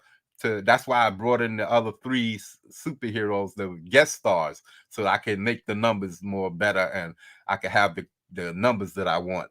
So yeah, it's going to be really great. And so after they escape, they use magic to escape. They use a portal. And I have a dude in a trench coat. His name is actually called Turncoat, and he wears a trench coat. And he's basically, they're gonna be. I got a magic group called Black House, and they're gonna be like another group that can spin off into their own book where they deal with magic and the mystical side. And later on, there's gonna be demons. That's gonna be down the line. So maybe 4, 5, 6 books down the line, depending on how my stories are going to be going. So anyway, I'll have them in trench coats, and then I got another dude called the red coats. So and these are trench coat wearing dudes. So I got all kinds of, so I'm saving these types of imagery for other characters. So that's the reason why he's going to be more like a tactical thing, like Snake Eyes. He's going to be more like a Snake Eyes character. He's going to have these claws, and there's a technology that I'm going to introduce that specifically has to do with him and this other character that's going to be coming in down the line. After I kill somebody off, I'm going to bring in another character that's one of my favorites that I know a lot about, and they share a similar technology that gives them the ability to use their for Black Talon, his claws, the way his claws work, and some of the gadgets that he uses, it has to do with this certain technology. Again, I will talk about that during the launch. So I'm telling you, I'm going to be bringing out new technologies, new metals. I have at least 10 to 15 new types of metals to use for some of my characters, like adamantium. So I'm not worried about any of that stuff. I got my hard metals. I have my hard substances. I have over 100 power sources that I could use to imbue people with powers and create superheroes. So I've got all of that is in my Bible, in the book. I'm telling you, if you don't think that I have the stories, the characters, and everything, I'm telling you, you're gonna miss out. So, okay. Maybe Gauntlet can levitate, but can't fly as fast as some of yeah. That's what I'm thinking too. I'm thinking there's all types of ways to handle that. So yeah, that's why I need people like y'all. Welcome to the Goddom. This is where people come to create demigods, or like people, or humanoid type godlings, if you may. Matter of fact, that's my name, Godling. If you look me up on Godling One on PlayStation 4. So if you look me up, you see that's my name. But godling, uh, godlings are like, or demigods. They're like humans. They gods have sex with humans, and they create these demigods. So demigods are earth-based gods that create stuff for other humans to enjoy. So that's why the goddom. This is the goddom. This is why I call it Goddomed Comics. It's spelled goddamned, but without the A. Put an O in there. So, and welcome to the Goddom. This is where we come to create. Creators come to create, and that's what I originally wanted for this channel. Have people come here, and we could all come and create, make stories together. I had story time on Saturdays, but that's too much work for me. I'm creating all of these stories, and then creating the bounty hunters on Saturdays, and it was just too much stories, too much writing, and everything is bombarding my brain. I have the glyph, I have another stories, I have all of these stories, and I can't contain all of it. My brain felt like it was rupturing and seeping out of my ears. So yeah, that's why I had to slow down on some of that stuff, and I have to focus just on might and getting this stuff out. Ramrod and Red Devil are my favorite design so far. Yeah, wait till you see them fully flushed out. You ain't seen them yet. But I'm cool with that. I like that you like them. I'm really glad that you like them. That's good, because you never know what characters people are gonna be drawn to. So, like, Wolverine wasn't a favorite character when he first came out. He wasn't. It wasn't until after people saw how badass he was that people started falling in love with him. And he hardly has any abilities. All he got is that adamantium and the healing factor, but he kicks ass. So yeah, I think Gauntlet should have to wear the evil gauntlet for other for the other one for work. So she is always having to resist using it. Well, Let me tell the story. You trying to reveal some of my tactics? My story reveals? No, but no, I got all of that types of stuff. Of course, she's gonna have to be. There's in my stories, if I introduce it, there's always gonna be a time when that stuff comes out. If people, if I say that the possibility that the earth can be destroyed, bet and believe something's gonna get destroyed. Something's gonna get destroyed, man, because I don't mind seeing that destruction, man. My shit is not gonna be like Thanos, where he does his snap, everything goes away, and then Tony Stark comes at the end, which is a bullshit ending. Because if you look at it, even the Hulk, even just putting on the glove, caused him so much pain and it was tearing him up. So there's no way that Tony Stark, a regular human, was going to put on that gauntlet without dying. He would have never got the chance to snap his fingers. Just putting it on was enough to kill him. So I don't agree with the ending of Endgame.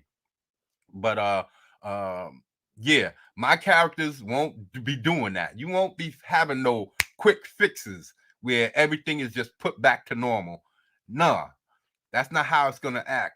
If I introduce it, you bet and believe. If I say that there's gonna be jeopardy to the planet, there's gonna be jeopardy to the solar system, guys, we're gonna have all of these stories. Eventually, we're gonna start leaving the planet, and there's gonna be stuff that comes to Earth, and there's gonna be us going out to help other civilizations, because one thing is gonna lead into other. Say somebody comes to Earth and we get introduced, or a bad guy comes to Earth and somebody hears about it and we get introduced to another life form, then we're gonna be going out to help that other life form at some point in time.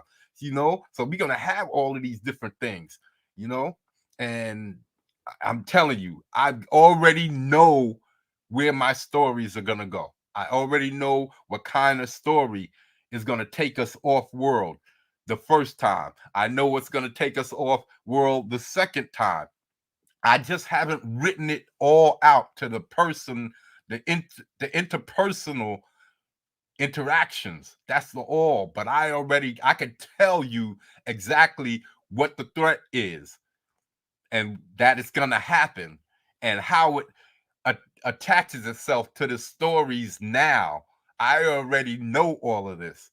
Like I said, I know that the Omega, that he might get into conflict with my Nebula character because of their situations and the origin stories and how I created the story for the Omega. It just said, hold on, one day, hold on, what if his story coincided somehow with him? And I was like, yo, that makes sense. So I started writing it up. A lot of my stories just happened because I already had stories on these other guys. And when I brought them together, they just started clicking and something else happened. And I was like, yo, I can create something else in here. And so I've got stories on top of stories. I just have to flush them out. And I'm working on that. So this is not going to be one book.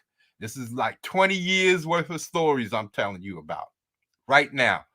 I'm talking about we're going to be going to the center of the universe at some point with the first galaxy. We're going to might even wind up at the edge of the universe. At another point, there's going to be a threat to the galaxy. If you ever watch outer space stuff, you might have heard how Andromeda is going to collide with the Milky Way at some point, that is heading right for us. Well, I have stories based on that idea, and I know that that's going to happen. So I'm telling you, if you stick with me, you will be taken through a whole array of different stories, and then we'll come back to the Earth and work out some stories. But like I said, when Mike is off world, I'm going to have supplementary books with all of my superheroes that stay behind. They're going to be talking, they're going to be handling the stuff that happens on Earth while Mike is away. So I've got all kinds of stories to tell from all different kinds of aspects. If you stick with me, I guarantee you, you will see more story. I'm telling you, I am the next Marvel. I am the next Image. I am the next DC. If you stick with me, I will fucking give you a world, a universe of superheroes, super beings, super despots, all of this. And I already have these characters in my Bible. So stick with me and I will let you have it all.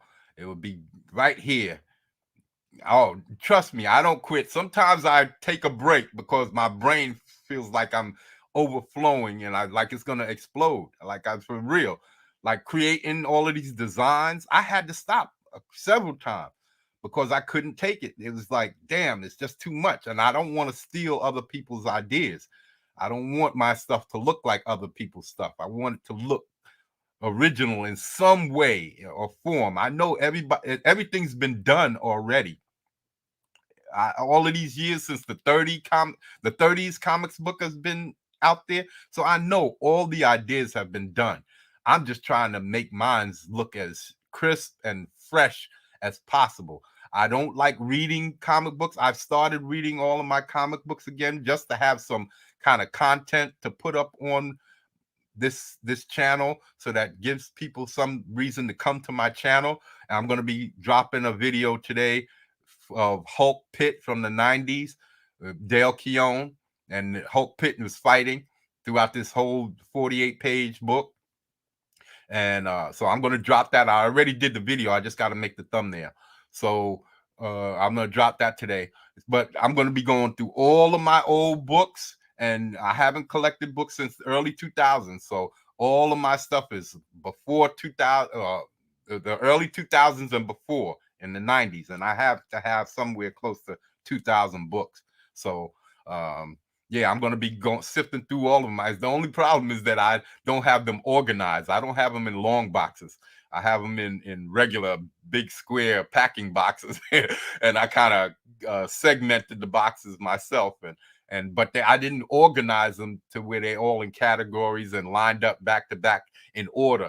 They're in the bags that I bought them in, or I consolidated them in. If I bought like 3 sections of books, I would consolidate them into like a bag full of 30 books, 30 to, yeah, around 30 books. And then I put them in a box. So they're all over the place, just like how I was reading them and buying them at the time. So now I'm trying to pull out books. Like I got the whole, what's that? Martha Washington.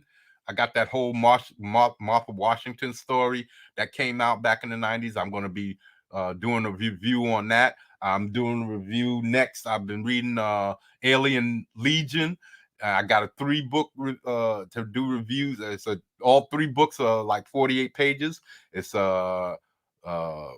yeah, it's a mini series, and I'm reading the second of the third the 3 books now, so that I can do a review. And I'm going to become, I got all of these cartoons and stuff like that. I have all the old puppet shows from back in the 40s, like Supercar and the Scarlet something.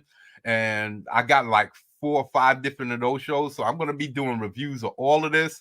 Thunder the Barbarian, Johnny Quest, all of these old shows like Cannon and all of that. I'm going to be doing for my other channel, I'm Monstrosities X, and all these old cowboy movies that I have, Angels with Dirty Faces. I'm going to be doing updating my review of that because I got the DVD, so I can show actual pictures now instead of just talking.